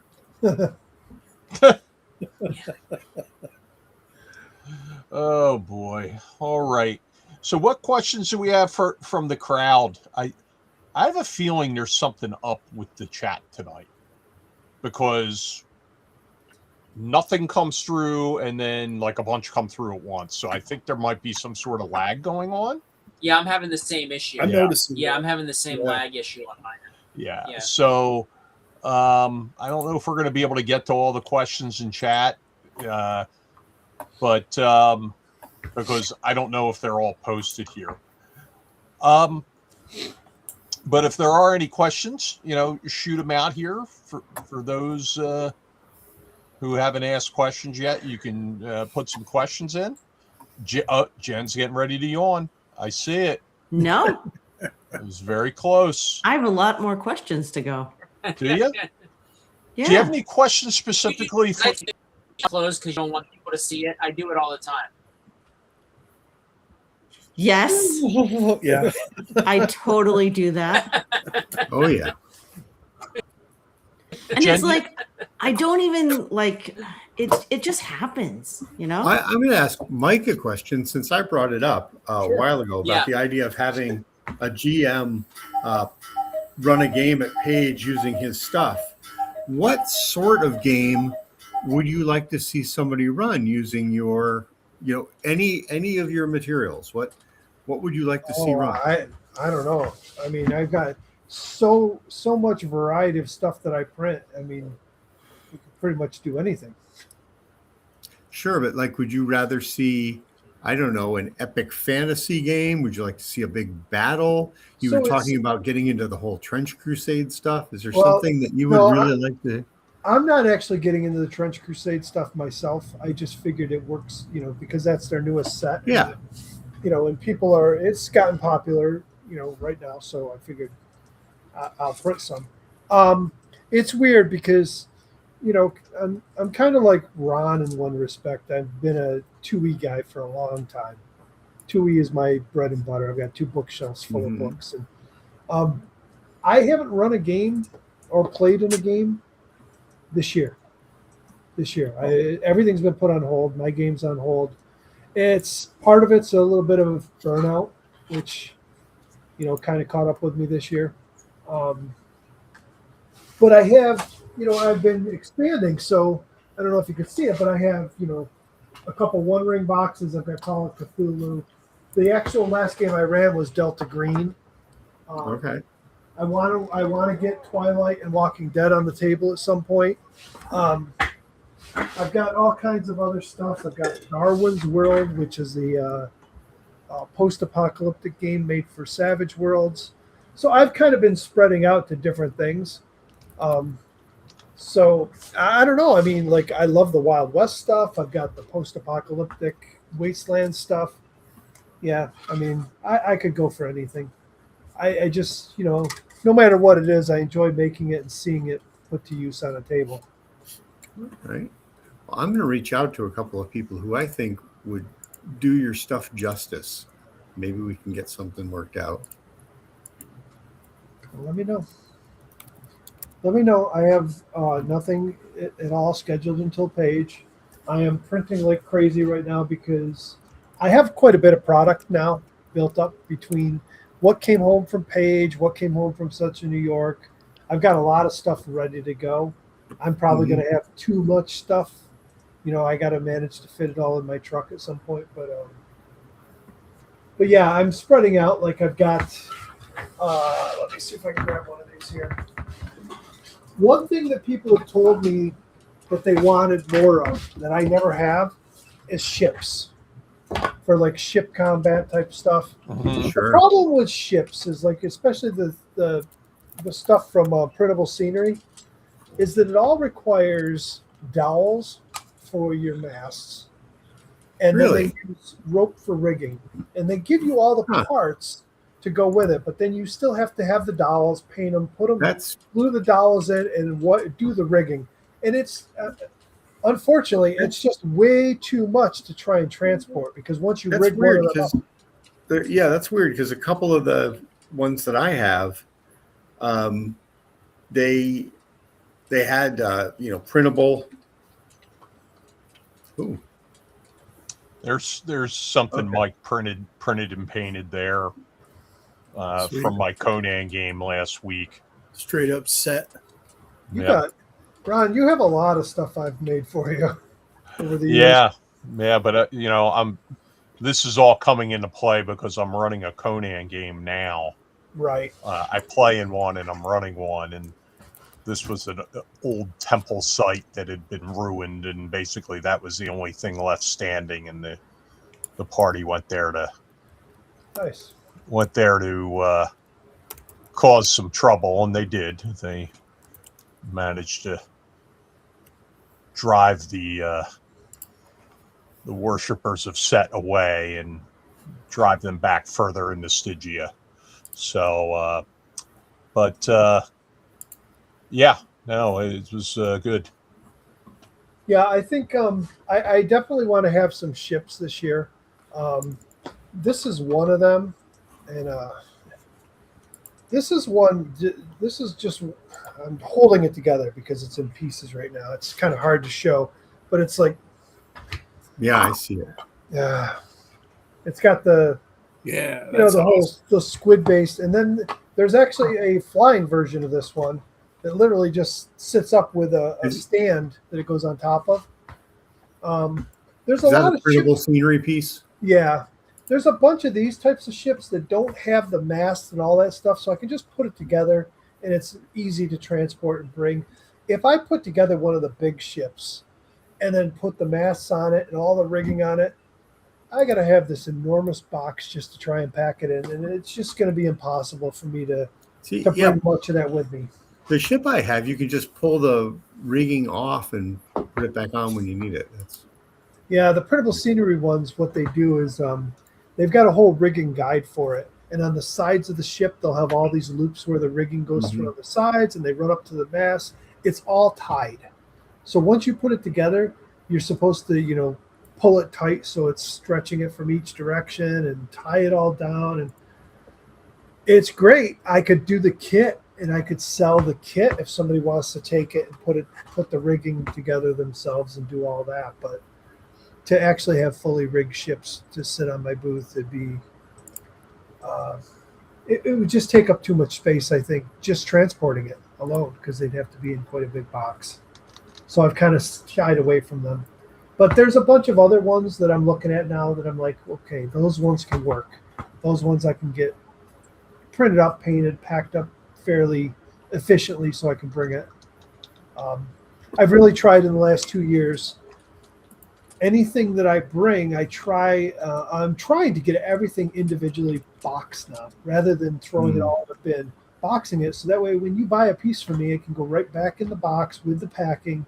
So if you need to walk up to the front of page and, have it shipped out, you can, or you want to go to the post office on your own, or you want to shove it in your luggage. It's safely packed up in a box, so I've been trying to do more of that. Cool. You buy a big fragile 3D printed piece of stuff and I throw it in a bag for you and you got to carry it and try and take it on a plane. It's just, it's tough. You run the risk of things breaking. Anytime I get somebody like that tells me, I got to bring it on a plane and this and that, and we don't have a good way to transport it, I always tell them, listen, once you get home with it, if there's any problems, if a piece broke or something, send me a message and I'll send you a replacement for it. It's nothing to print another little piece like that. But, yeah, I know. You got, it's not that it's easy to write the books, but man, selling the books, you guys just, hey, order a bunch of more books because we got another convention and throw the boxes in your car and off you go. That was always one of the funny things. It's not always that easy to order another bunch of books because they take time at the printer. But yeah, or you could be people like don't Troll have to Lord. worry about my plane or you could be like Troll Lord. Your books don't show up. Oh, yeah. 2 years ago at Page, we didn't have any product for like the first half of the day. I felt bad. I went out to my truck to get some water, and I came walking back in with like a whole backpack full of water, and I see Steve just sitting there all by himself at the table with nothing. And I walked over and I'm like, Steve, would you it sounded like, and then you heard this. Well, Steve, I don't know what happened. Yeah. I ordered the stuff, Steve. It should be here. I don't know what the problem is. That's a good Chuck impression. No, what happened was the shipping company was actually holding our shit hostage. It was there in Philadelphia, and they were trying to extort like $900 out of Steve to release the product is what was going on. It was ridiculous. That's awful. But what was funny about it is I was talking to Steve on it was Wednesday night. It was the day before the con actually started. And he says to me, he goes, "I'm telling you what's going to happen. If our shit doesn't get here tomorrow, you and me are going into Philly, and we're going to see the Liberty Bell, and we're going to see the art museum, and we're going to be." He was like, if our shit doesn't show up, we're just going to go be tourists. So, but the stuff showed up. By the time my first session was done on Thursday morning, it was all there and set up, and it all worked out. But yeah, we always joke that it's not a Troll Lord convention if there's not some sort of misadventure. So, Well, tell Chuck this year maybe he should bring like actual banners and signage and stuff this year. Oh, you don't have Shots fired. you don't have to worry about that, because I told him and Steve loud last year, I'm like, you can't have a featured space without any banners or promotions. Like, You got to have something. you can't do that. Like, you can't just put a bunch of books out on the table. I know, but what we were planning, what we were fixing on doing. Yeah. So no, they got it. But I think they learned a little bit last year. I mean, look at the way Monty Cook went to business there. They had a beautiful setup. This year, you got Luke Stratton from Limithron coming with the boat. He's bringing the boat. Nice. So That's going to be awesome. yeah, there's over 100 hours of Pirate Board on the schedule. I've never tried that game, but I'd be remiss. I know we got a few things going on here, and let's see. I think we got some people. Oh, Troy Allman from Cannonball Publishing swung by, but I'd be remiss if I didn't mention a couple things here. Here's the first one. That what you're looking at is the inside of the page cargo trailer, which is a pretty big one. So Chip Miller donated his time, and for those who don't know Chip, he spent some of his time inside the owlbear costume last year, working to put a new floor down and to beef up the inside walls of that thing. Now we've got ratchet straps and everything. We've got ratchet strap channel, wall protection, new 3/4 inch plywood on the floor. The page cargo trailer is ready to go. That's one thing. And then here's another thing. And we talked about this a little last week on the show. No, what's the cargo trailer for? Is that so you can drive to New York and pick up my stuff and bring it down for me? Well, that's how we get like the board game library there, all our banners, all our TVs, TV stands, PA systems, auction stuff, all our signage, all those things have to go into a trailer, right? Yeah. And especially the board game library. Now, this is another thing here. This is Stephen Reeder's. It's an up-close picture of Stephen's diorama that he put together for the convention, and worked with Ralph Partha Legacy to get the models, and he handcrafted the terrain there. So that is now in our possession and is ready to go into the auction. Nice. So Cool. Yeah, and if we didn't see this yet, we have so many Conan guests there this year, from Jim Zub to Jeff Shanks to Sean Curley to Mark Finn, Matt John, Zeb Cook. So we've got the Cananza pins are in, and they're nice. They're metal.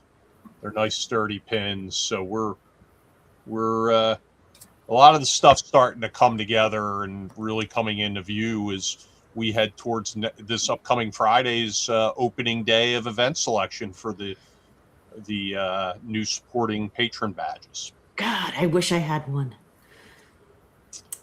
I think the game I want is going to be gone by the time I get to. What's the game you want? Oh, I think it was something with Bob Worldbuilder.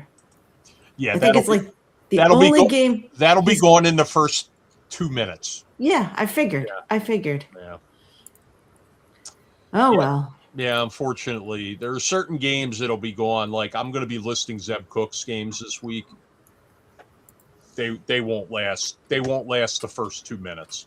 Now it's a little different this time because there's only 24 of those supporting patron badges out there. It's when the gold badges come into play the following Friday. That's when it's going to be like sharks. Oh yeah, we already have our schedule planned out. Crashed the website last year. Yep.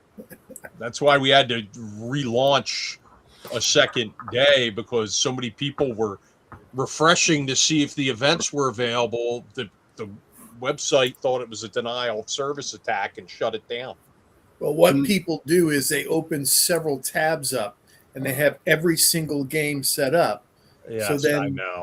They're clicking each one so they can get every single game. Well, you know what people have learned, and I'm going to be all over this year with our staff. They learned that they can put stuff in their cart and not necessarily pay for it, but it takes it off the board. And it was doing it with badges this year. Like somebody had 4 supporting patron badges in their cart, like holding them hostage. So I had to physically go in and release the badges. So, yeah, people are getting slick with that. But you know what? If that's the level of enthusiasm that we have for the show, I'm okay with it. I mean, people are really hyped for the show. Because it's a great show.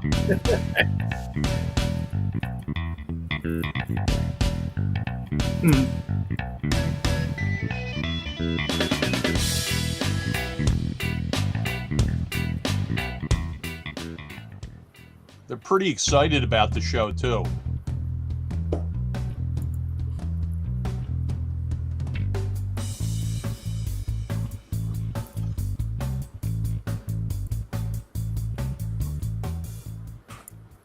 Oh, there's Neil in the chat. He's here. All right. Hey, Neil. Yeah. So Neil was nice enough to send me another video, so we had alternate video, the hyped video for. Yes, he says he's excited. He's very excited. So, what a good guy.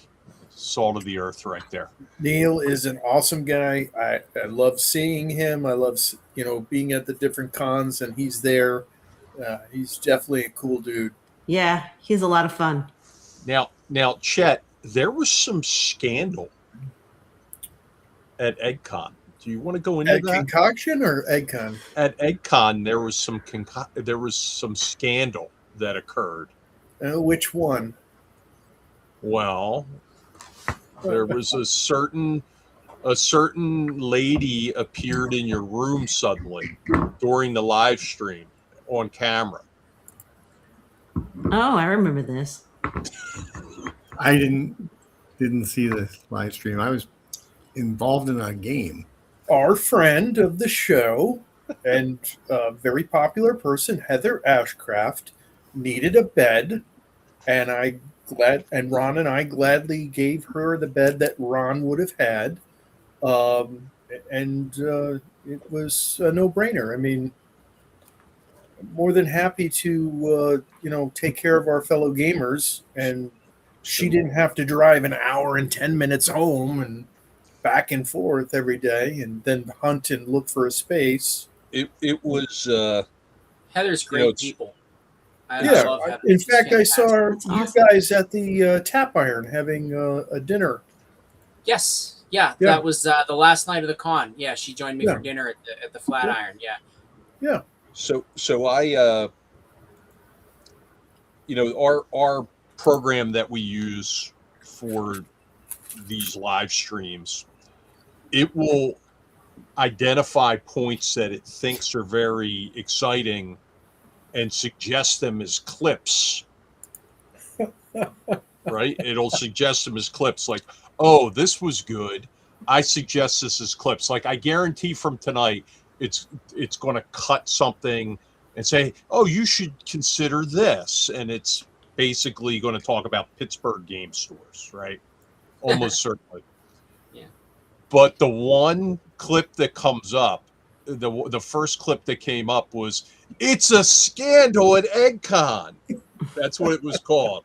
And it was the clip of Heather appearing in the room because I was yelling, it's scandal. And next thing you know, that's the first thing that came up. I did send you that, right, chat? I think you mentioned it to me. No, I don't know. I don't know. I thought I sent it to you. Yeah, she had just gotten out of her game, and we were closing the show up. And so we delayed and had her jump on with us.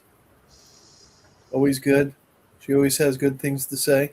She seems a little familiar, chat. She is a friend and a married woman. And It's scandal. You're terrible. he is. There's no fruit too low for him. No, there's not. I don't know how you do it, Chet, because every time I talk to Ron, he's got to sneak in some way to bust balls. And I got to imagine for as much as you deal with him, it's probably nonstop. So I worked in a lot of blue collar life. I worked in a printing factory, various different things. So I'm used to the ball busting, constant riding people's asses. So yeah, Ron and I have a good time.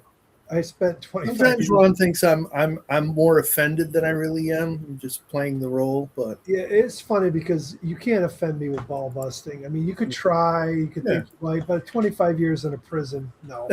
yeah, You I know, mean, and the coworkers were worse than the inmates. So yeah. And when I got out of my stretch in prison, I was pretty hardened.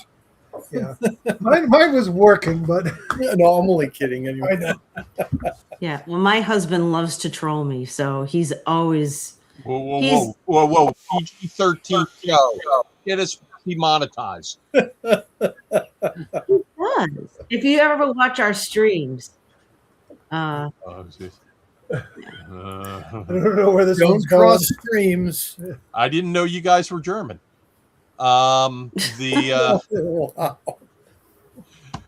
So our head of security for Page and Concoction, people don't even know he's the head of security because we don't really have what I like to call security. Like we have staff, right? But the person who oversees security is a guy, is a friend of mine named Rich Genslinger. And he was a lieutenant. He was a CO lieutenant in the state prison system in New Jersey. So at Concoction, a lot of the security people hired by the city who were there, they were like gun-toting security at Concoction. They were like patrolling. I'm like, don't patrol. You're scaring people. You don't need to patrol here. But they were all like, ex-COs and this and that. So I was like, listen, there's a guy here. He's going to tell you he was a CO, but really he was a student at the jail. You know what I mean? A student. He was a student for about 20 years. Not retired from there, paroled from there. Like, I let all the security guards know this, and like he's going around like, oh yeah, I just retired, blah, blah, blah, blah. And they're all looking at him, then looking at me, and I was having a hard time keeping a straight face. He's like, what what's going on? Why are they all acting so weird? I was like, I don't know. I don't know. No idea. No idea, Rich. And then he comes to me. He's like, did you tell them I was an inmate? I was like, I never used the word inmate. I said student. There you go. Hey, I'm going to have to jump. You guys have a great time. It was good seeing everybody. All right, Ed. We'll see you later. Have a good one, Hi, Ed. Ed. Bye, Ed. Okay. So we're gonna let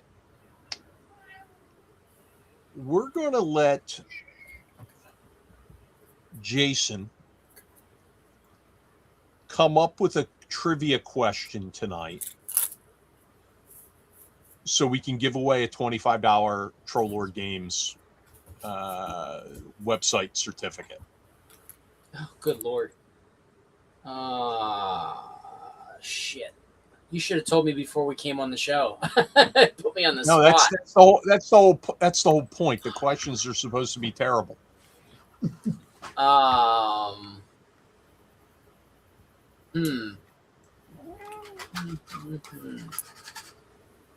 don't know. You're killing me. I mean, the question could be something that you talked about during the show. See if people remember what you were talking about. I mean, we could always default to name 4 combos who go to conventions.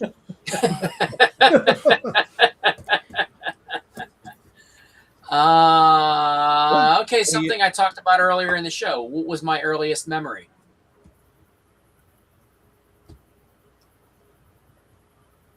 All right. So if you want to get a $25 Troll Lord Games web certificate, Jason Vey spoke about his earliest memory of RPGs earlier in the show. What was it? It was just in general. It wasn't Yeah, an it was an about RPG, yeah. RPGs. Oh, was It wasn't about this in general? Oh, I'd failed this. I wouldn't Yeah, get it was. the It was. It $25. was He was about 3 years as a old. hint. It was about sci-fi geekery, but it was not about RPGs. Watching Star Wars in the theater, says That is Devin it. the Dam. That is Oh, it. well, You there got it is. Got it. He paid Devin, attention. if you could shoot me on Facebook, perhaps your email address, and I'll get you over a code for Troll Lord Games, and you'll have $25 to spend. Maybe you can get a finely crafted or written Chuck Combo product. Howdy ho, neighbor. I'll see you in the bar later, right? Yeah, I'm going to see you in the bar. Ron, are you doing a party again? Are you doing a page party again at Gamehole this year? Are you doing a page party? That's what he asked me last time he called me. You know what I said? You know what I said to him? I said, Chuck, where are your events for Page? That's what I said. You got to have Chuck on the show and then do your impression of him the whole show. I do that. I do that anyway, you know. You're welcome, Devin. We're glad that you were able to win. So, a little side note. So, our Down the Dark Stairway event. There's some beautiful artwork by Chet there. Nice. Looking awesome. This is actually our banner for the event as well. Chet, are you doing death certificates this year? So I did a death certificate for DM Leo or Leo Geralt. I have not made ones for Paige because Ron kind of made a face like, I don't know about that. We need some. The death certificate is their character sheet. Well, I know for the Walhalla, we're making a sign for the Walhalla. I don't want to overwhelm you. You already have a map to do. I don't want to overwhelm you with death certificates. I'm going to do the Walhalla picture before I do the map. No. Don't do that to me. Don't do that to me. Hmm. And don't tell me how you're doing work for Jason Elliott either. Ixnay on the Jason Elliott A. Well, that's not till August. Now, chat. Now, Ron, you have to share chat because he does Wow. art for everybody. But this is for Orange Cat Games. Chet is Okay. a partner in Orange Cat Games. Yes. Yes. So But he doesn't have an orange cat. he'll Listen, be able to juggle Orange Cat Game stuff Yet. and his other stuff. Yet. I just saw on Facebook tonight that somebody local in my little town of 4,000 people found a whole bunch of orange kittens and they're trying to get rid of them. Aw. I have an orange cat. They're freaking crazy. This cat, my wife rescued him. He was in the middle of the road, 5 weeks old as a kitten. His eyes were all gunked over, covered in fleas and mites. Aw. We got him all cleaned up, got him to the vet, ended up keeping him. He is now the fattest cat you've ever seen.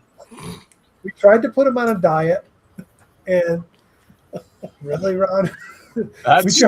that's exactly what happens when I'm the white one asking for where the map is, and then there's Chet. Yeah. Well, so we put this cat on a diet, and they told us to give him wet food, and he stopped eating. Completely stopped eating. Aw. And then shut down. His liver shut down. Everything shut down. He was bad shape. Took him to the vet, and they're like, well, usually when they get to this point, there's no coming back from it. Once they stop, it's kind of irreversible. They said we could try. We could keep him here $300 a day and force feed him several times a day every 2 hours. So I decided to do it myself because I'm retired. And I'm like, well, I can do this. And she's like, it's a lot of work. Yeah, 2 hours a day. Every 2 hours, I would take a can of wet food and mix it with water into a slurry, into a syringe, and feed this cat. Yeah. And it took about a month and a half, and that cat started eating on his own. He's as fat as always now. He recovered. That's Doing great. But I was like, okay, no more diet. I guess he's just going to be fat and lay around. He's huge, enormous. He's orange enormous. So he's Enormous. So he's a chunk. He is a chunk, yeah. Yeah.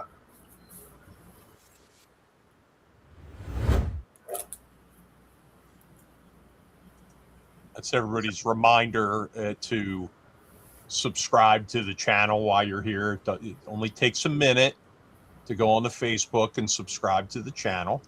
We appreciate that. Chet, our Kickstarter for Orange Cat Games is doing pretty well. Yeah. Yesterday was a good day. Was that yesterday or the day before? Yeah. Day before. Yeah. Are you over the $5,000 mark? Yeah, we are. That's awesome. Yeah, We we're are. close to 5,500, I think. Wow. We went backwards a little bit today. I think we lost a backer somehow. I think they changed their pledge. No, we lost one back. Oh, lost them? Yesterday somebody changed their pledge, but Yeah. but today we lost a backer somewhere. That's the nature of the game. That'll happen. Kickstarters. Yep. I know that I changed my pledge when I Yeah, found you out use that especially during. when I found out that you guys were also offering a PDF if you bought the book. Yep. I added it. Oh, good. Well, thank you, Jen. Oh, you're welcome. That's good. Especially when you're in the middle of a Kickstarter, the long slog and backers, as much as you gain them. Sure. So I didn't think you were doing you a get PDF. a bunch at the beginning I and thought at you the said- end, and then in the middle there's the. We were getting so much feedback that people wanted a PDF. What we did is we said that it's an add-on. So if you get the physical book, you can add a PDF. I got you. But we're not just Jen Glazer told him to do it, so he did it. I almost didn't believe it because I said to John, I'm like, they're not doing a PDF. Ron said that he doesn't want it. And he's like, I it's- really don't like. I really would like to do physical products. But from so many people were like, I want a PDF, that we put it out there. So Yeah. Give the people what they want, right? but once they get the book into their hand, they're going to be like, oh, well, I just want the book, because the book's it's a nice, sturdy, thick book with, we didn't go on the cheap side. We didn't do Judges Guild newspaper print. So, Jennifer, What? you just yawned. Shh. Maybe no one let me know when they noticed. Everybody saw it, Jen. Oh well. Now everybody's yawning. Oh, I Jen. heard it. My cats walk Sorry. behind me, apparently. Yeah, there was a kitty in. I saw one in that club, whatever that room. Was back it the there black is. one or the silver one? It was a black one, or it looked black. That was T'Challa. The tail. Yeah, we have a black cat T'Challa, and we have an old man silver tabby named Finnegan. All right. Did everybody subscribe? Did we get some subscribers? We'd like to get some subscribers if we could. So, all right. What do you guys want to leave us with tonight? We'll let Mike lead that off. What do you want to leave the audience with? I just can't wait to see everybody at Page. I'm looking forward to it. Okay. I All right. Other than that, I got nothing going on. I just work on painting and printing and getting through my summer and teaching 2 kids how to drive to get their license before school starts next month. Oh, that's fun. No, it's not. No, it's not. Only one of them even has their permit right now. The other one doesn't even turn 18 till mid-September. So I'm going to be driving him to school for the first freaking month. They don't do buses anymore. Oh, it's college. Oh, it's college. Yeah, my daughter started college last year. My son's starting this year. My daughter did not like the school she was at. She changed her major. They're both going to be going to school locally, different schools, but both locally here. So, yeah. Nice. So I'm like, guys, I'm not driving you both to school every day. It's not happening. You're 19 now. You need to get your license. And then you fast forward a month, and there's Mike driving Neil. his kids to school. Well, Neil? my Neil says he's got a 16-year-old on his bed. Should we be concerned? 16-year-old cat. He says. His Come on. cat. Yeah. Cat. Come on, those jokes aren't even funny. Oh, Yeah, you got to be careful with that kind of joke. Yeah. Well, Cancel Neil right out. we listen. There was a pretty good joke. I had a pretty good joke of somebody trying to grab a lollipop from the back of Chet's van. Yeah. Oh, look, he's confirming it's Cat, Emma. I'm so excited, says Neil.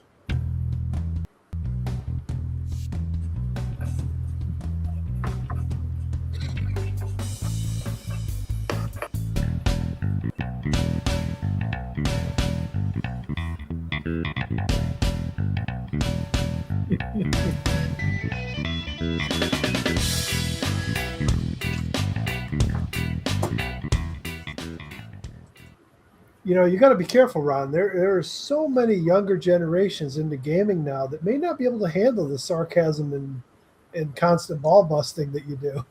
Listen, I have millennials that work for me. Yeah. They are terrified of me. My kids are surprisingly just as sarcastic as I am. They've Yeah, gotten right into it. I was So you giving, raised I them was, right. I Yeah. was giving your daughter a hard time at a convention. I was breaking her stone. She was Yeah. she was good with it. She takes it fine. Yeah, But my kids grew up with this. I mean, they got a game room here, tabletop gaming, arcade machines. I mean, sometimes they might get a little, might think it's a little bit much, but man, it's like all 80s in this house. And that comes along with all the ball busting and sarcasm too, because that's how we all grew up. So they get it too. I don't know if their friends could take it, but they can at least. Oh, we did pick up some subscribers. Thank you. I Good, appreciate that, everyone. Good. He did. He says he did it at SagaCon, yeah, in Salem, Massachusetts. It was a good convention. I wish I had known about it earlier. I saw his post about it, and I'm like, oh, I want to go, but it was like Saturday afternoon. So Yeah, I I'm was like, out in well, maybe. Wisconsin.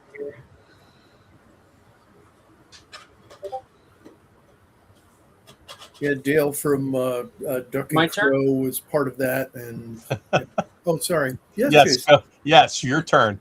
That's He's like, okay. get me the hell off of here. By the way, Jason, Michael, just one thing before you Yes. guys go. I think everybody should know this. Did you see that Henry Winkler got arrested today? No, stop. Again? For what? For a Fonzie scheme. It's so tired, Ron. Jesus Christ. Oh, all right. Here, I'll upgrade it. Do the koala one. I'll upgrade it. Like, why did the koala not get the job he applied for? I'm afraid to ask. The company said he was underqualified. Lame. I think your cat's carrying something. So, anyways, Moving on. my next appearance is going to be at Pittsburgh Gaming Expo in October, first weekend in October. So I'll be there if anybody wants to make a trip out to Pittsburgh. It's a very cool convention. Started off as an old school video game convention, and now they're branching out into tabletop RPGs. So it's a super cool con. And then I'm also really excited to be at Page next year. Check out, if you are not familiar with my stuff, check out my website at elflair.com and take a look at my games. Yeah, you have quite a few games. Oh, they got arcade stuff there too, huh? At Pittsburgh. PGX, yes, they do. There's a gigantic free play video arcade. Oh, there comes Finn again. Hi, Finn. He's a good boy. What's up, buddy? Yeah, I really need to get out there for Pinburg sometime. Have you been to Pinburg? I have not been to Pinburg. No, I'm not a big pinball player. I like video games. I'm terrible at pinball. Yeah. But when I say I like video games, I like old video Like games. those? I don't do. There you go, brother. There you go. Get my camera to set right. Yeah. That's my I've got jam 'em- right there. I don't do these new complicated computer games that require a 300-page walkthrough because I missed a panel in the laboratory. Just give me Frogger and Ms. Pac-Man. What's that on the TV behind, over your right shoulder? Is that like Berserk? That is Berserk. Ah, Yes, playing. It's the Atari 2600 Berserk playing on my ColecoVision. Yeah. My favorite system ever was the NES. That was See, I don't even go that Yeah, high. I have a Sega Genesis. That's the newest I have, which was Same era as NES. around the same time as NES. Sega was pretty cool. But NES was my first love. Actually, Sega 8-bit or 16-bit? Sega's 16-bit, isn't it? That would be SNES. Sega Master System was 8-bit, and then the Genesis was 16-bit, and they put out a 32-bit expansion for the Genesis. Yeah. So, but I have three Atari, two Atari 2600 pluses, an Atari 7800 plus, and three ColecoVisions. So that's my game consoles. Cool. Nice. case anybody missed it, we're going to be letting these two guys go. I don't see any other questions, but thank you both for joining us tonight. We got a couple other things we're going to do before we go off the air. But Mike and Jason, thank you very much. Great Thanks, to see you guys Always again. good Thanks to for see you having guys. us, guys. Appreciate Thanks it. for having us. Yeah.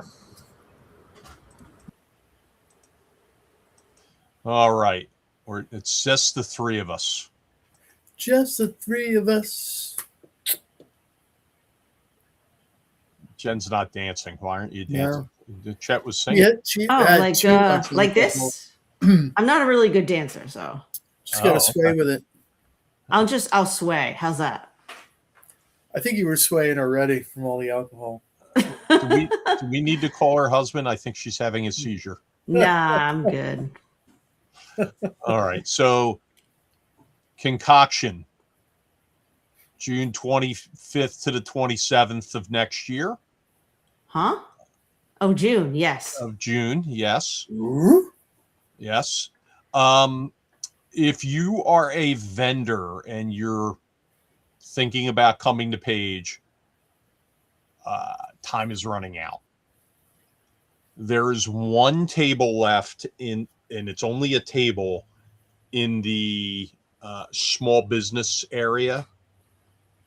And there are, I think, 5 booths left in the main vendor hall in Hall D.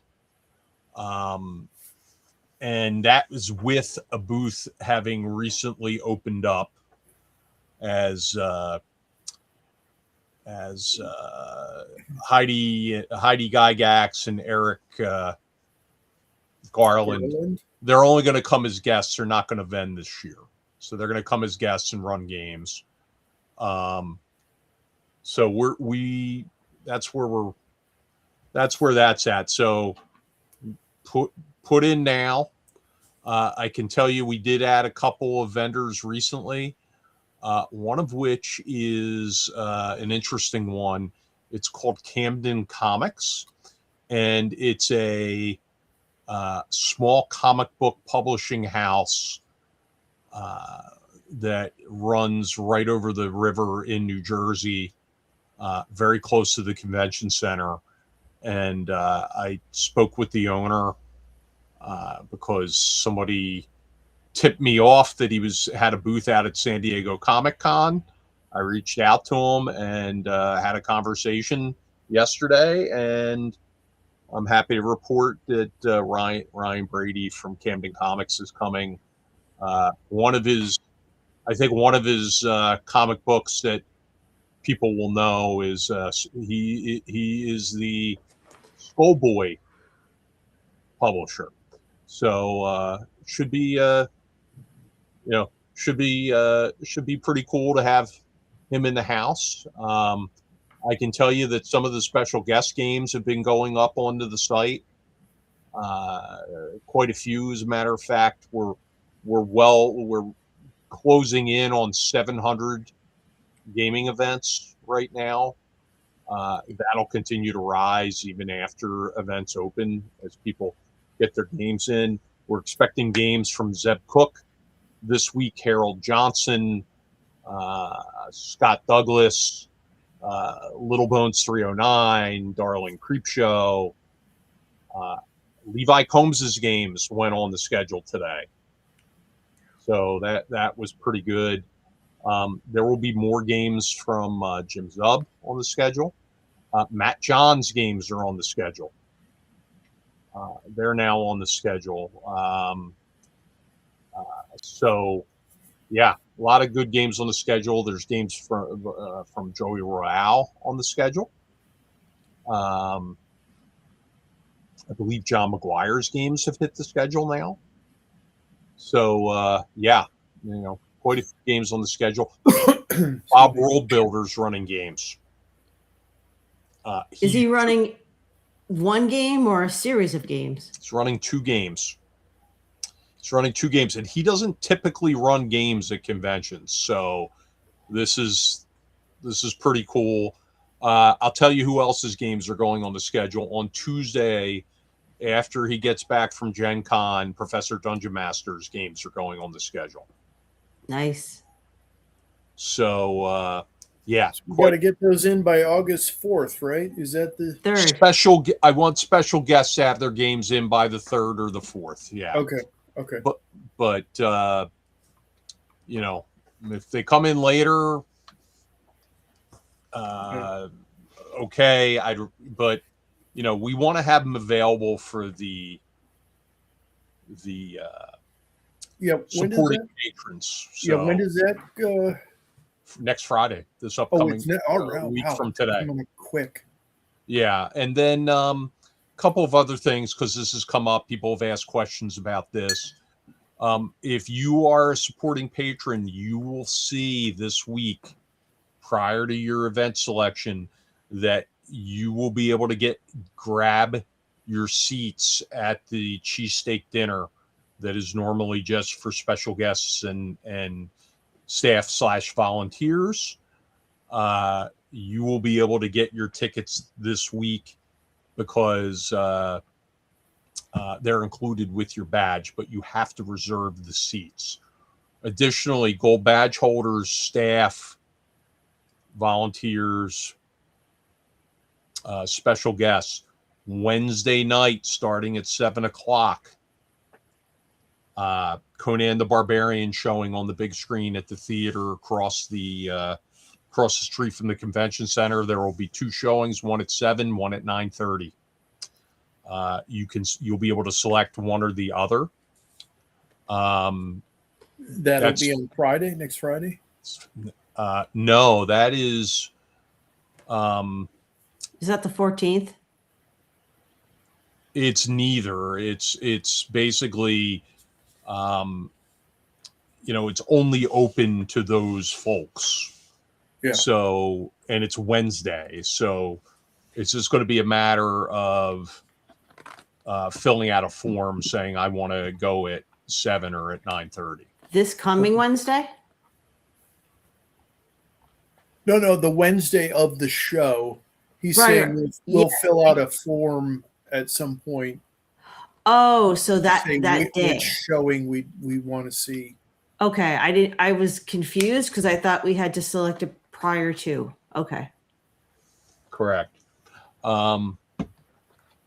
So yeah, no, a lot of good stuff coming up over the next week. And just remember, if you want to be a vendor, apply now or forever hold your peace. If you're thinking about being a vendor, I will tell you, you should do it. I have been very pleased by.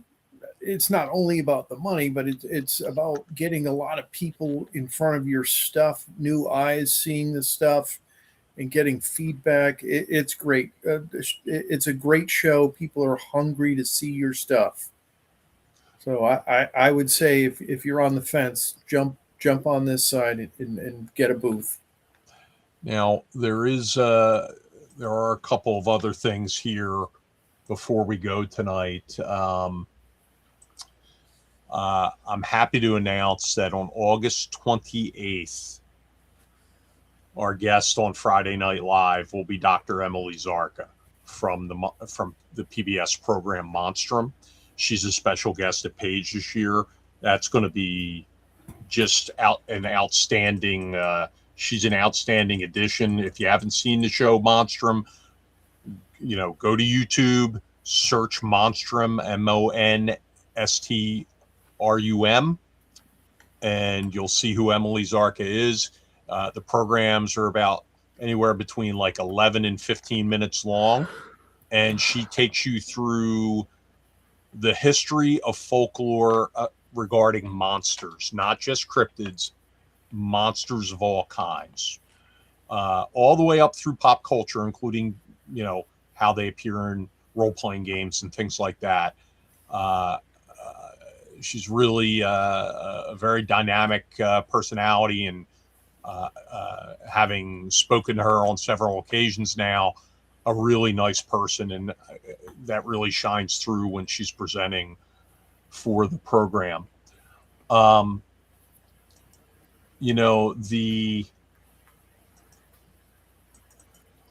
Hold on, what's happening here? I think there's 118 episodes because I'm trying to watch them all before that August 28th. While I'm working on a map for Ron, I have those playing in the background. I can't even say it. I can't even say it with a straight face. Oh, jeez. So one thing that, Chet is a starving artist. Chet, how much weight have you lost over the last couple of years? 187 pounds? So from December of 2020, I have lost 193 pounds. Obviously, there's like a little back and forth, like water weight or whatever. So 4 or 5, 6 pounds of water weight. Congratulations, Chet. That's amazing. Hold on. It's not good. He's starving. He's lost an entire person's worth of weight. He's not starving. So all the more reason to back the current Kickstarter for the Adventurer Log from Orange Cat Games, which is the company that Chet and I run. Okay. And go to Chet's website and buy his stuff because he's great. Okay. We're talking about the Kickstarter now. I know. Trying to get people to. But if he's starving, people should go to his website and check him out. Okay, I dealt with that. I dealt with that. She was missing the whole bit, missing the bit. But Jen, are you going to be good? Depends. Okay, you're back in timeout. Folks, we're really asking that you back our Kickstarter if you can.